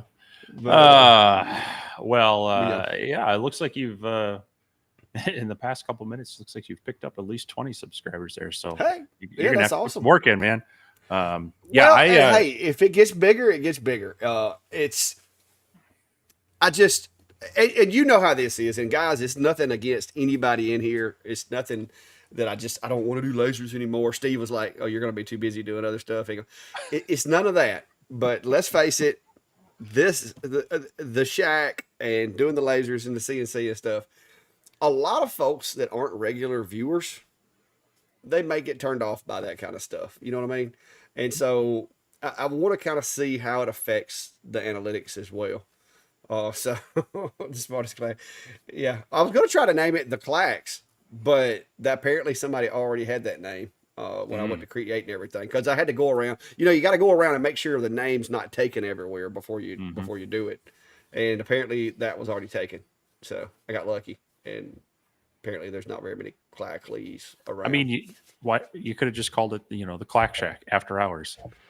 I was Or afraid is- that would be confusing.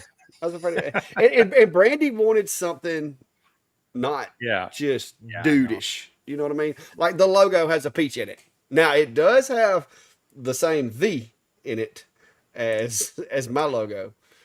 So it's it was a compromise. Mhm.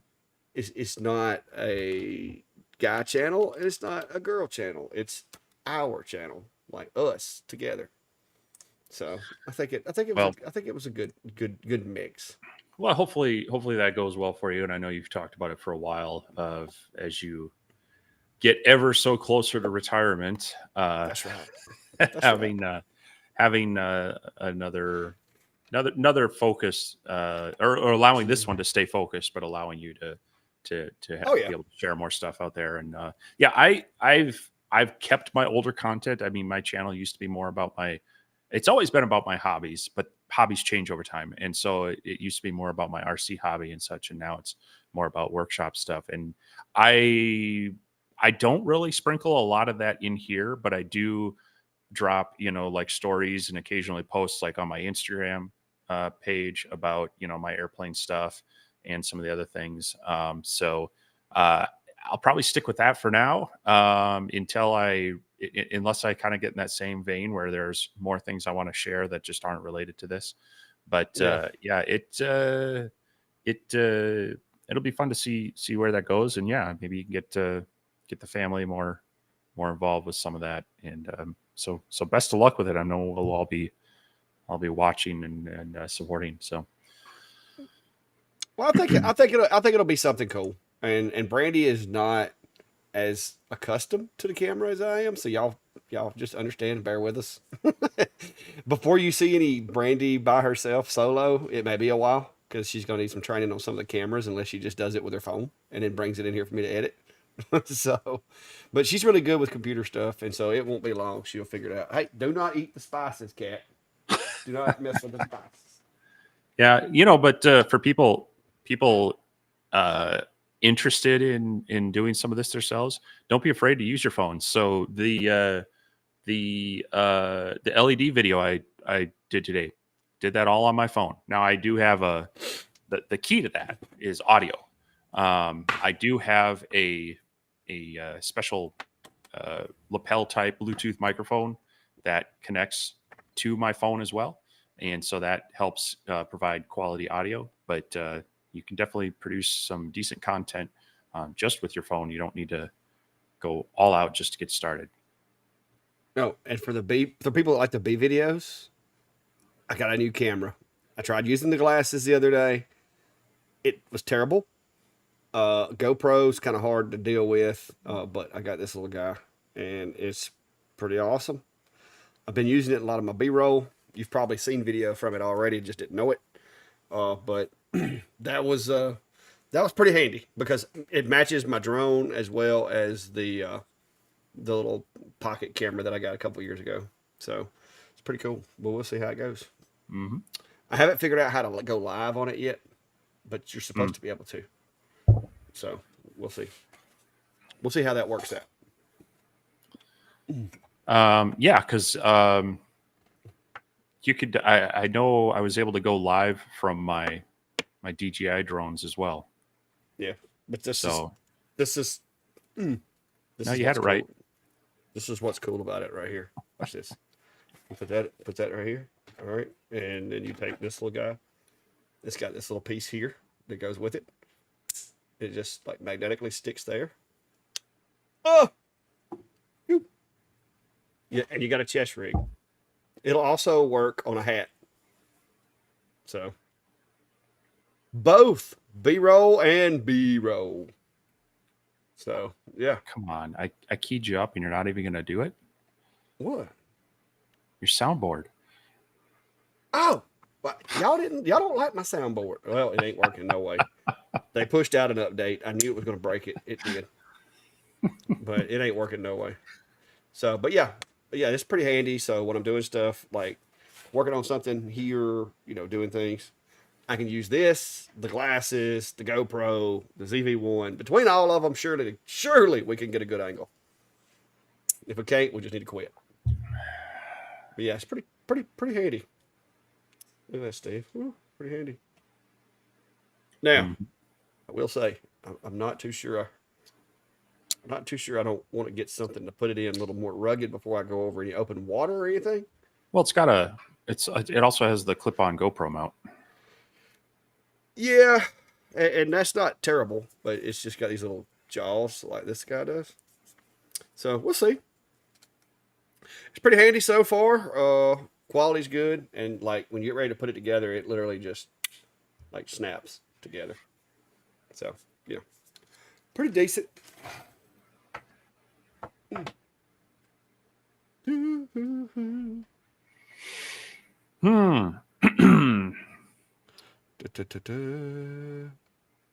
All right. Well, any questions, comments, concerns? Sounds broken again?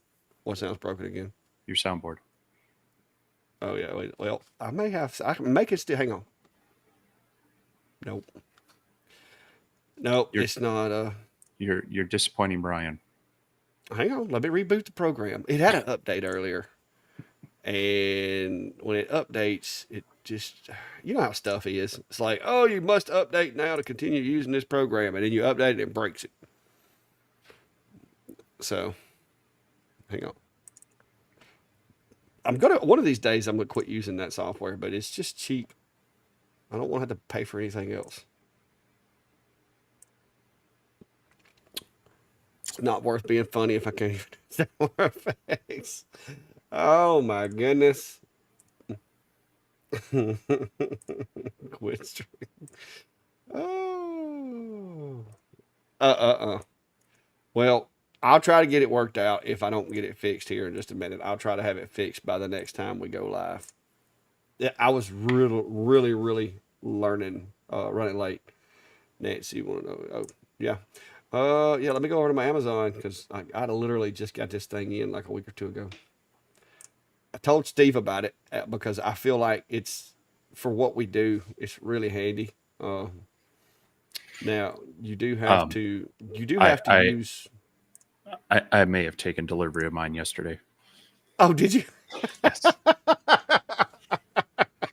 Hey, it's a good little camera. So far, I like it, and the stabilization is actually surprising on it. Yeah, I was looking at that one as well as some of the Insta360 ones. Because of their small size, they can work well on airplanes and such. But this one had a couple extra features that I liked.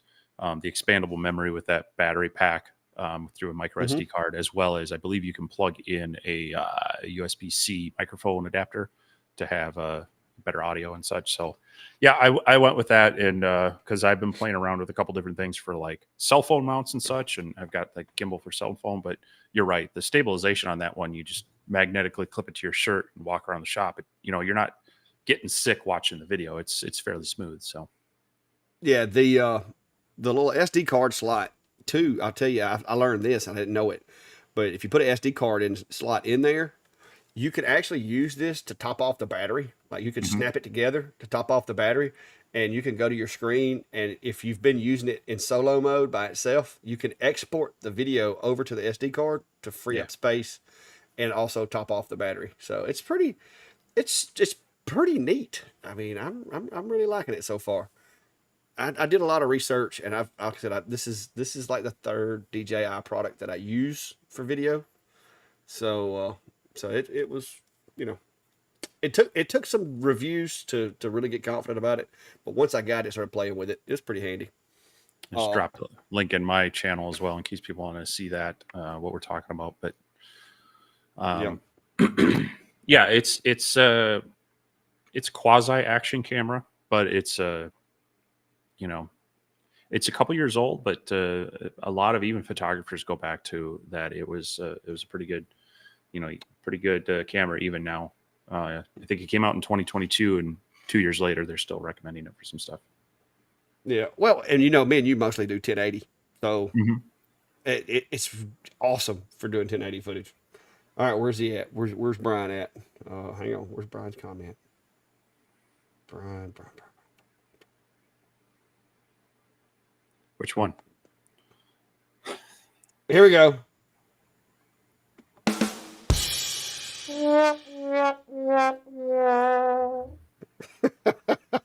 There you go, Brian. Sorry, buddy. I got it back working. Oh, here we go. Here we are with this. I'm gonna let you take this one. I know we've answered this probably 1,000 times. Yeah. So the whole 100% power bit is wrapped up in a few different things. A lot of it is carryover from cheap CO2 lasers, where they had mix matching of tubes with power supplies, so you could overdrive the tube by running it at 100%. But also in some of the earlier diodes as well, they were not up to snuff. They weren't providing enough cooling. So the thing that really is going to destroy any electronics, and especially these, is going to be heat. Now, most of the modern modules, especially the X-Tool D1 Pro 20 watt, they have taken cooling into account. And so as long as that fan is moving air through there and you're keeping it clean, it should be applying proper cooling to your module that it can run. They've tuned them to be able to run within spec. The other way to think about this is if you cut your power back from 100%, and now your job is going to take, say 25% longer. Well, these modules are rated for a certain number of hours. So you're going to get fewer jobs run per, X number of hours because they're taking longer to run. So does the higher power wear it out faster, or does the longer time per job wear it out faster? It just kind of depends on your take. The biggest thing to do is make sure you're keeping up with your cleaning regimen. Not only just the cover lens and such, but you want to make sure that you clean out the module, make sure you get the dust out of it, because dust is a huge killer of heat sinks. It makes them not work as well, which means that the heat's going to collect on the components faster. So I don't worry about it. I mean, they're rated for something like 10,000 hours. By the time you run that as a hobbyist, the laser's probably a few years old. And as far as running it as a business, I want to crank jobs out quickly, and I'm okay with maybe losing a little bit in overall amount of work done if I get it all done in a timely manner. Time is money. You want to get things done quicker to be able to bill it out at an appropriate rate. So there's some variables to think about there as what it is, but I don't feel that running it at 100% power is going to degrade it that much faster. Compared to that, you'd have to run it longer at a lower power setting. So that's kind of my take on it, and I'm pretty sure it's pretty much where Clack's going to line up on it as well. Exactly. Like I said, we have went over that many times. I'm trying to throw this together right quick so I can show you guys. Tim's commenting on the camera would make a good body cam, and to a point. I mean, there's a certain field of view to it, so that you're gonna catch what's right in front of you, and it is stabilized, so it should be able to see. But hopefully, if you're in the need for a body cam, you probably have something better than a string and a magnet to hold on to it. But Yeah, because we break a whole bunch of clips. So, it needs to be something that can, like the ones that we use at work, like you can bust them and I can literally fix them in like 5 minutes because everything's like modular. Yeah. And Nancy is saying the camera's perfect for hubby when he goes out on his fishing kayak. Yeah, it's waterproof to a point, I believe. So that'd be something to look at. And or I imagine there's some aftermarket cases for them. But yeah, they have swimming cases for them too. Yeah, so definitely look at some of the accessories for that if you're using that. But I've seen some reviews of people hiking and biking, and it's some nice smooth videos. So I imagine out on a kayak where you might have a little bit of rolling from the rowing or some waves, it'd be a pretty good viewpoint for both the trip out as well as anything he's catching. All right, you got to build, huh? Yeah, that's number 2. This is for the larger ones. I did the one for the smaller ones, which I got my clips in the way. But it's also going to hold the little smaller spices up here on the top.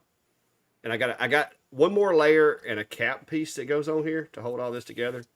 But it lets them turn, which this ain't going to turn because my clips are in the way. So I gotta wait and put the cap on it once I get the clips off because they're, in the way here. But there's a spacer down here to allow a little bit of a gap so that you don't get too much friction. Because there's no bearings, just wood on wood. So you don't want everything too tight. You want it just snug enough to where it can still move, but it adds stability to the pieces so that they're not just falling off. And so what I'll do once I get everything unclamped is there's one more layer goes on here, and then the little cap piece glues to the top of the dowel. And if you want to be an overachiever, you technically could drill a hole and put a screw in there as well. But yeah, and I made it the perfect size for the cabinets. So are you saying you're not an overachiever? No. I just do the bare minimum. Okay. Yeah. Your nose is getting longer, Pinocchio. But yeah, here's the other one. This is the one that's in the house currently. It has smaller holes, so it only holds the smaller spice things. But the cool thing about it is because you see it's basically just a bunch of layers stuck on a piece of a wooden dowel that is glued into that base plate, which is made up of three-quarter inch pieces of glue-on. The cool thing is you can actually erector set it and put the spacers where you need them to adjust for the tallness, as long as the diameter is right. So it's pretty neat. I thought it was a pretty cool idea. I was given a task, and I have fixed it, sir. So there we go. All right. So what's Tim talking about? Needs to be in a certain order. Just go. Not sure what that is. Mr. Perfect. I am a bit of a perfectionist. I'm not gonna lie. But within reason also. I mean, not everything can be 100%, but I think 99.8% perfection is achievable.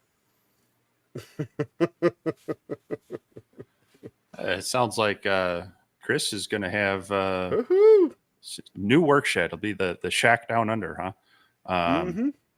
And said he might have that by next live. Wow, that's a week. So you must have a crew coming out to put that up. Oh, he's done got it. He's done got his go date. Yeah. I mean, I built this, but it took me a few months. Yeah, concrete guys came, and then it took me a while. Yeah, well, he's probably a little. Chris is probably a little faster than you are building stuff.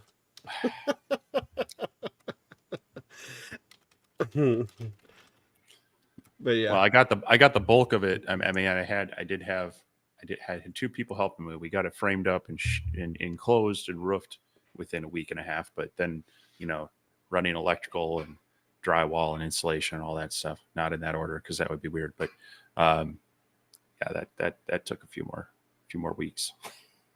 Yeah, but anyway, any other questions or anything, guys? I mean, Steve, what do you have on the agenda coming in? I think I'm about done up. Oh, well, I forgot.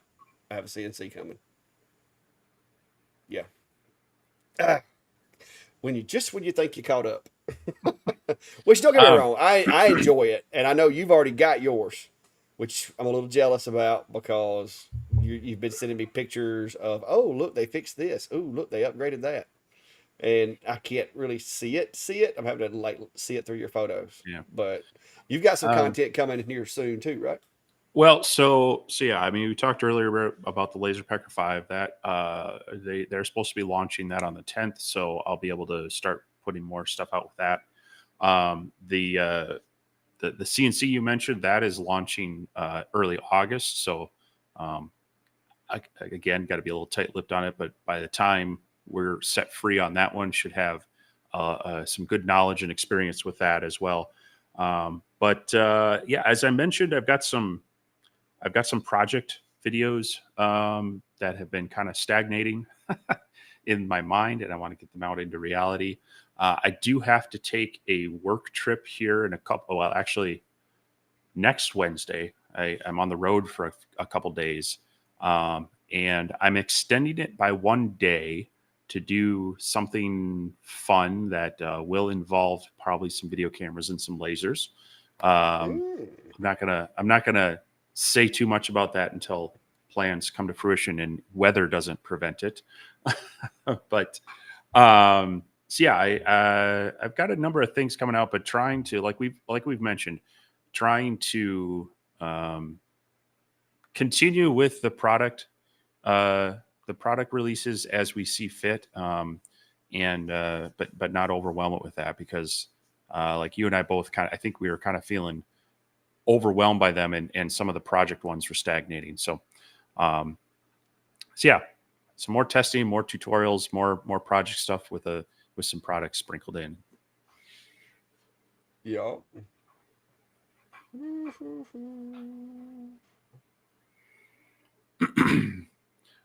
Samuel, I did actually have and still do have. I did a video on it. I still have the Acer L2 36 watt. You can definitely go watch that. Um, the thing that I would say is if you're looking at that one, take a close look at like the X Tool 40 watt as well. It doesn't have the autofocus, but I think for the money, you might appreciate the cut quality. And honestly, the autofocus on the Acer L2 was a little hit or miss for me. If things weren't perfect, it just didn't always work. So not something I was. It got a little frustrating, is what I would say on Yeah. that one. Well, Whereas the Atom Stack A40 with the manual focus worked really well, and then the power output, like you've still got it in your big enclosure. You used it quite a you said bit. the X40. X or A, whatever. I mean, they're basically the same thing, different color. Yeah. Um, yeah, that would be something I would look there as well. Or, I mean, depending on your budget, there are definitely some others in that range as well. But it is a bit the footprint of that one's a little bit bigger. So if you don't have an enclosure for it yet, just know that there are a few specialty ones for it, or you're definitely going to be building your own because it's a little bit bigger than your typical, 24 by 24 inch or frame. Yeah. Well, I will say this, and this is only the first time I've ever done it, but I had a lot of people reaching out to me about the customer service with Acer. I was a diehard fan of Acer. I used them. I've still got an Acer, the P20 up there, the P35 or the V35. V35 is a rock solid machine. I've never had any problems with it, but I've had a lot of people telling me that Acer's customer service is basically just vaporized. So just be aware of that. If you get the machine and you know how to operate it, you don't have any problems, that won't be a concern. But there's been a lot of people messaging me saying, hey, I'm having problems and I can't get them to return my emails or, return my messages or whatever. So I don't know what's up with them. Atom Stack, I run a lot of Atom Stack machines, but I can honestly say I've never had to call Atom Stack. So I really don't know. I don't know much about very many of the company's support because typically I don't need it. Most of these machines run the way they're supposed to out of the box. There's only been a few instances where I had some, equipment failure because of maybe a bad board or whatever. But those few times, I've always had good luck with any company I've reached out to. But other folks are saying that they've had some bad experiences. So Okay, so Sam, on the enclosure bit, he says that he's built a couple of enclosures and prefers, so that's not an issue. But I know for many it is. So Yeah, look at it the X40. Yeah, look yeah, at the X40. yeah. The autofocus for me, and I've mentioned this on a few lives and sometimes on the videos. It's one of those features that if it works well and right, sure, I like it. But if it is at all flaky or not accurate, leave it out. Give me a simple focus mechanism. I'll take that over others any day. Actually, I like so the Lasermatic has kind of the adjustable knob on top. The Sculpt Fun that I just looked at, it has a combination of kind of the quick release lever to slide it up and down, and then a micro adjustment knob on the back. Things like that are nice where you can more manually dial it in, because like we were mentioning earlier, sometimes you want to defocus something a little bit. You want to just raise it up a little bit to get that focus beam out a little bit wider and not so harsh. It's nice when they have some sort of micro focus function, and that's where you have more of the screw adjustment. So just some of those things to look at that might be worth considering. But there it is, guys. That's my workhorse. I mean, as far as engraving, that one's got many miles on it. That honeycomb was actually brand new 2 or 3 weeks ago. But now for cutting, if I got something I need to be cut that's not very big, matter of fact, somebody has left that on. That's my go-to guy over there. Y'all fuss about these fans being loud. That one needs a bigger indicator light or something, because you will leave that guy on for days because it doesn't make any noise. Mm-hmm. I wish it had a fan down here. Yeah. Now the Sculpt Fun that I just reviewed, the fan does shut off. But it runs a cooldown. So I think it's like 1 or 2 minutes. It'll run after the job's done. And it doesn't seem to be temperature related. So like even if I just have the laser on for firing, it'll turn that fan on and it'll run for like 2 minutes. But then it will die down and you won't notice it. However, one of the cool features they have is they have the auto air assist, but when you turn the laser on, it turns the pump on to like low power just to keep a little bit of air moving through there. And I think that's a great idea, which means you can never not have any air going through there, and that's going to keep smoke and debris just away. It's a great prevention from getting smoke into the cone and up to your cover lens. But you'll hear that pump just running, kind of a low hum, and so you know that the laser's still on. So definitely something to consider on that is that if it does turn off, you would want to make sure that you're not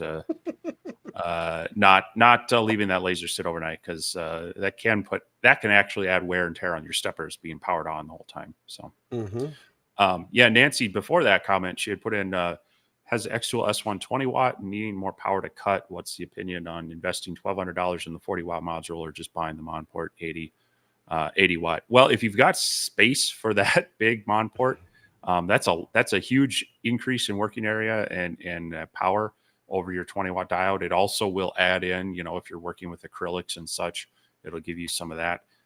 But that is a big machine.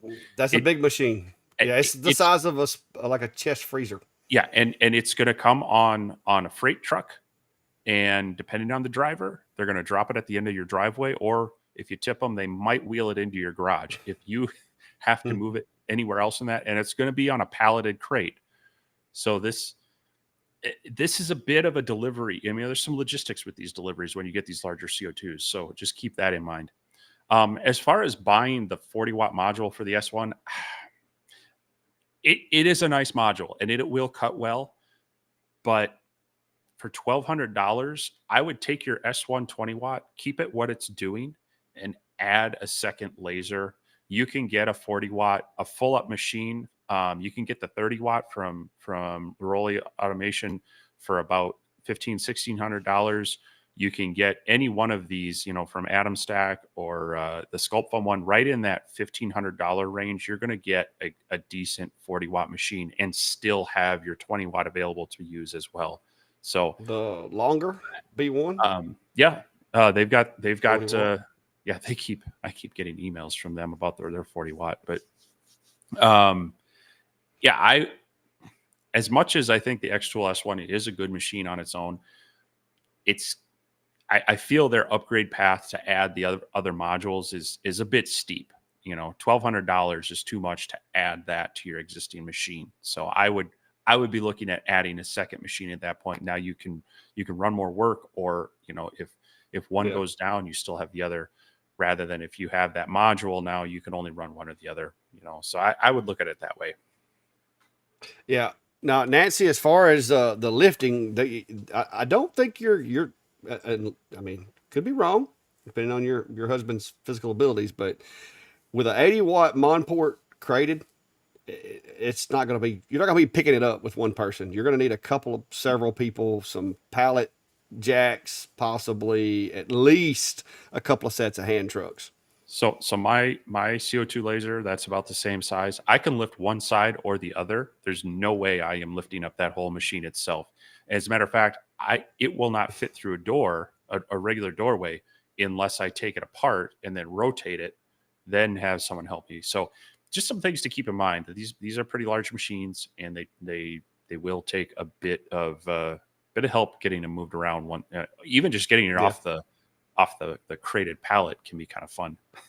So it's an investment in space and a little bit of, like I say, it takes a little bit of logistics from that. So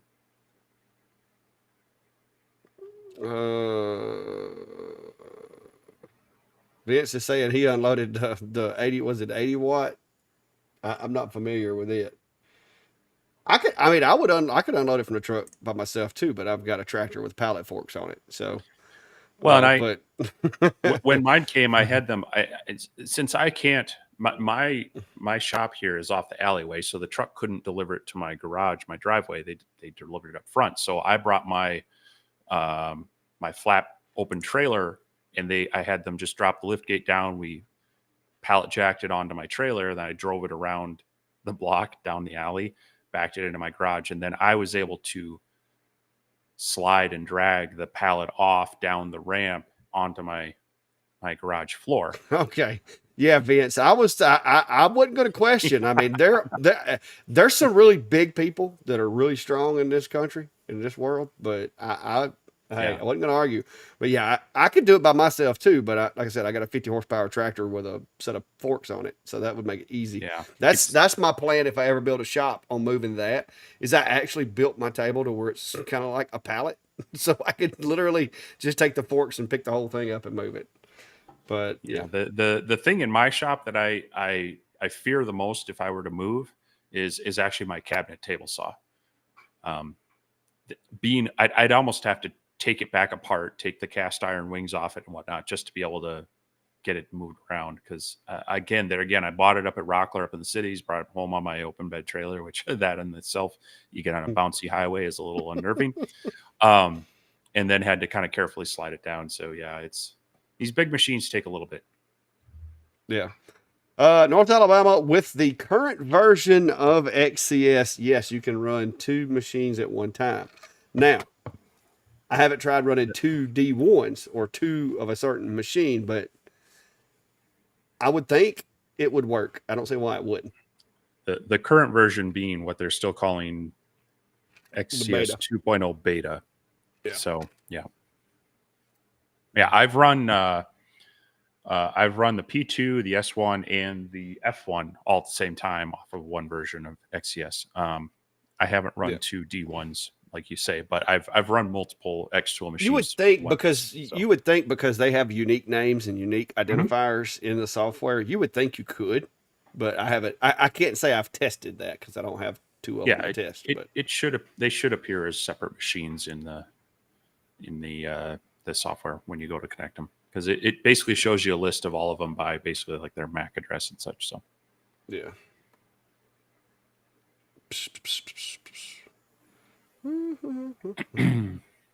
Yeah, Jack, they do like to charge that extra, lift gate. But luckily, when I bought mine, it had said, I made sure that the fine print said that residential delivery was included.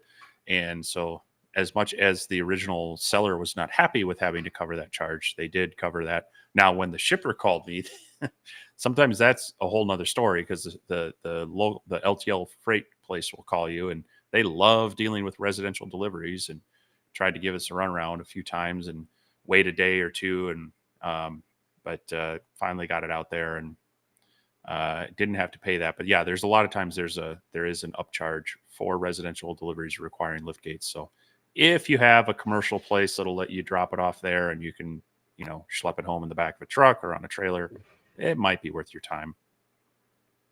Yeah, Mark, I when I got my first when I bought this property and we were getting ready to build our house, I bought it was like a 1989 model tractor, and that was back in 2005. It wasn't but a 28 horsepower, but man, when you're used to dragging brush and moving trees and moving limbs and logs by hand, it is unbelievable what a game changer that is. But then after I got into sawmilling and almost flipped my tractor a couple of times trying to carry logs, I upgraded to a 50 horsepower, and it's really helpful. So,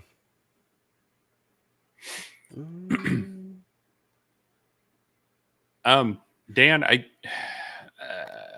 think Clack's concern would be the big validation there, is that they're great at selling the machines, they're pushing them out, but yeah, with the concerns of the customer support recently, if you're okay with having to troubleshoot on your own and saving that money, yeah, it's still a decent machine. But if there's any concern of getting parts replaced post sales, I would just be a little concerned about that. So yeah, just be careful. I mean, like I said, like my V35 has never had to go in the shop. I've never had to do anything to it. My P20 it's still running. My nephew has it. It still runs good. The L series was not their shining moment in building machines, and I've heard a lot of complaints from people that could not get support. Matter of fact, the L2 that I had went down on me, and I couldn't get them to help me fix it. So I wound up actually selling it to a viewer who had similar problems with a different part on his. I basically sold it to him for shipping, so he could fix his machine because it was dead. He gave me a little tip for letting him have it, but it was doing me no good. It was hanging on the wall, dead, and I couldn't get Acer to help me with it. So when he said, "Hey, I need," because his problem was in the module and the wiring harness, and mine was in the Z-axis. So I sent the machine to him. He used the parts to correct his issues. At least one of us had a working machine, because I didn't need it. And at that point, I was a little frustrated with that whole autofocus thing that they have going on with it. The only machines that have a workable autofocus that I don't drive myself nuts is the Niji 4 Max, the Atom Stack A70, the We Create, and the S1, and of course the P2 and the other machines. But as far as like an open frame machine, Atom Stack A70, hands down the best Z-axis autofocus made. Now I do know that you can actually get the autofocus that's on the A70 for the A24 also, which I think would be cool, but the upgrade's kind of pricey. I mean, it's not yeah, terrible, and there again, I mean, with that size laser, for what I do with it, I'm okay with the manual adjustment. It's just sometimes quick and easy, lock it in, like you say. Even sometimes waiting for the 70, it's going to touch off a couple times and whatnot. If you're jumping from thing to thing and you need to refocus it a lot, that can add up time. But yeah, well, it's like this guy over here. The black hole. Well, you can't see it because I got the lights turned off. But my X40, I change it when I do stove covers because they're taller because they sit on top of the honeycomb. But other than that, I usually cut the same type material in it all the time, so I never have to touch the focus. Like I just home it and send it because it's going to be focused for my 4.5. Now, if I do something different, then I'll have to focus it. But for the most part, that's all I cut with it. Yeah. So yeah. So with Xtool, I mean, a couple of things. They have some proprietary features that, Lightbird existed a long time ago, and they were working with, the Ruta DSP controllers. And then as the G-code diodes came out, they came up with a controller for that. And it was kind of based on some standards. Well, when laser manufacturers want to innovate and add these kind of custom features, they have to decide, can they work with Lightburn for that? And how much is Lightburn going to invest into coding for that? Or can they do it with custom macros and such? Versus Xtool wants you to use their stuff, and they are investing in their own software, which also with their software has links to some of their projects and other things that, can be upsells and such. So obviously they want to keep you in their ecosystem. On their earlier lasers, the D1, they work great because they don't have a lot of these extra features. But when you get into the P2 and the F1 and the S1 and such, now they have some of these proprietary features that, Lightburn are, Xtool, yes, is a big player and there's a lot of users out there. So they probably want to continue that, but they're also dealing with Atom Stack and We Create and all these others doing it. So they kind of have to pick and choose where they put their developer time to help support some of those aftermarket features. So that being said, I mean, a lot of the core features work well. I mean, I can run my F1 in Lightburn without too much hassle. I've got the process down, but they've developed XCS to a point where I'm like, I'm just happy running it in there because it is just native, and I get some of those extra features that I can use as well. So it's just a little more fluid to me. The Ultra, as well as the F1, it flows a little better. And even the Laser Pecker, it just flows a little better in their software because they got the buttons laid out where you want them. Yeah. Yes, you can do it in Lightburn, but it just, once you get used to XCS, it flows pretty good. Now, if I'm designing a file, no way am I choosing XCS over Lightburn, because I pull my hair out trying to design files in XCS. But I will design it in Lightburn, export it over to XCS, and go from there. See, and I don't even always do a lot of my design work in Lightburn, so that part doesn't even bug me, because I'll design it in my CAD program and SketchUp and other things. And then now I've got to where I'm using VCarve more, but I still VCarve can do most everything Lightburn can do, as far as, and probably more. I just hadn't found it yet. But I'm just so used to working in Lightburn, it's just quicker for me. Fusion, I can use Fusion, but for simple 2D graphics, I can't make myself. Fusion is really heavy for doing that light lifting stuff. It just seems like a lot more work goes into it. Well, it's really meant as more of a 3D design tool. So yeah, it's kind of like using a sledgehammer to swat a fly. Yeah, when you're just doing 2D design work. So yeah, it's a little overkill. Yeah. But anyway, it's actually, we're over our time, guys. So we have to rush off, but I've got to work tomorrow. I had a nice long weekend, but fun's over. Time to go back to work. Yeah, we have we had a kind of a soft launch of our new information system at work with our HCM and our finance records and all that stuff. So tomorrow's kind of like the first day where everybody can get in and do everything in it. So I'm expecting it to be a little bit busy. A lot of help desk calls, a lot of questions and support there. So I'm gonna have to rest up for that. I do have to burn one more piece before I go in, because I didn't make the cap for that guy over there. And I got to get that done. But yeah, if you hadn't already, be sure to hit those like and subscribe buttons. And if you're not familiar, if you haven't heard, I did start a new channel for myself and the family, Brandy more specifically. And go check that out. The Clackleys, however I say, that's why I go by Clack. All right, let's face it. My name really throws people sometimes. So, but I will show y'all this file. This is pretty cool. This is the file for the two different size spice carousels that I've made. And of course, this cap, the center part's just a little smaller than my spacers, so that it fits tighter. And then you have this, so you can glue it on there. But that's the part that I failed to I failed to cut earlier today, so I've got to go knock that out. But this is the X40 over here, guys.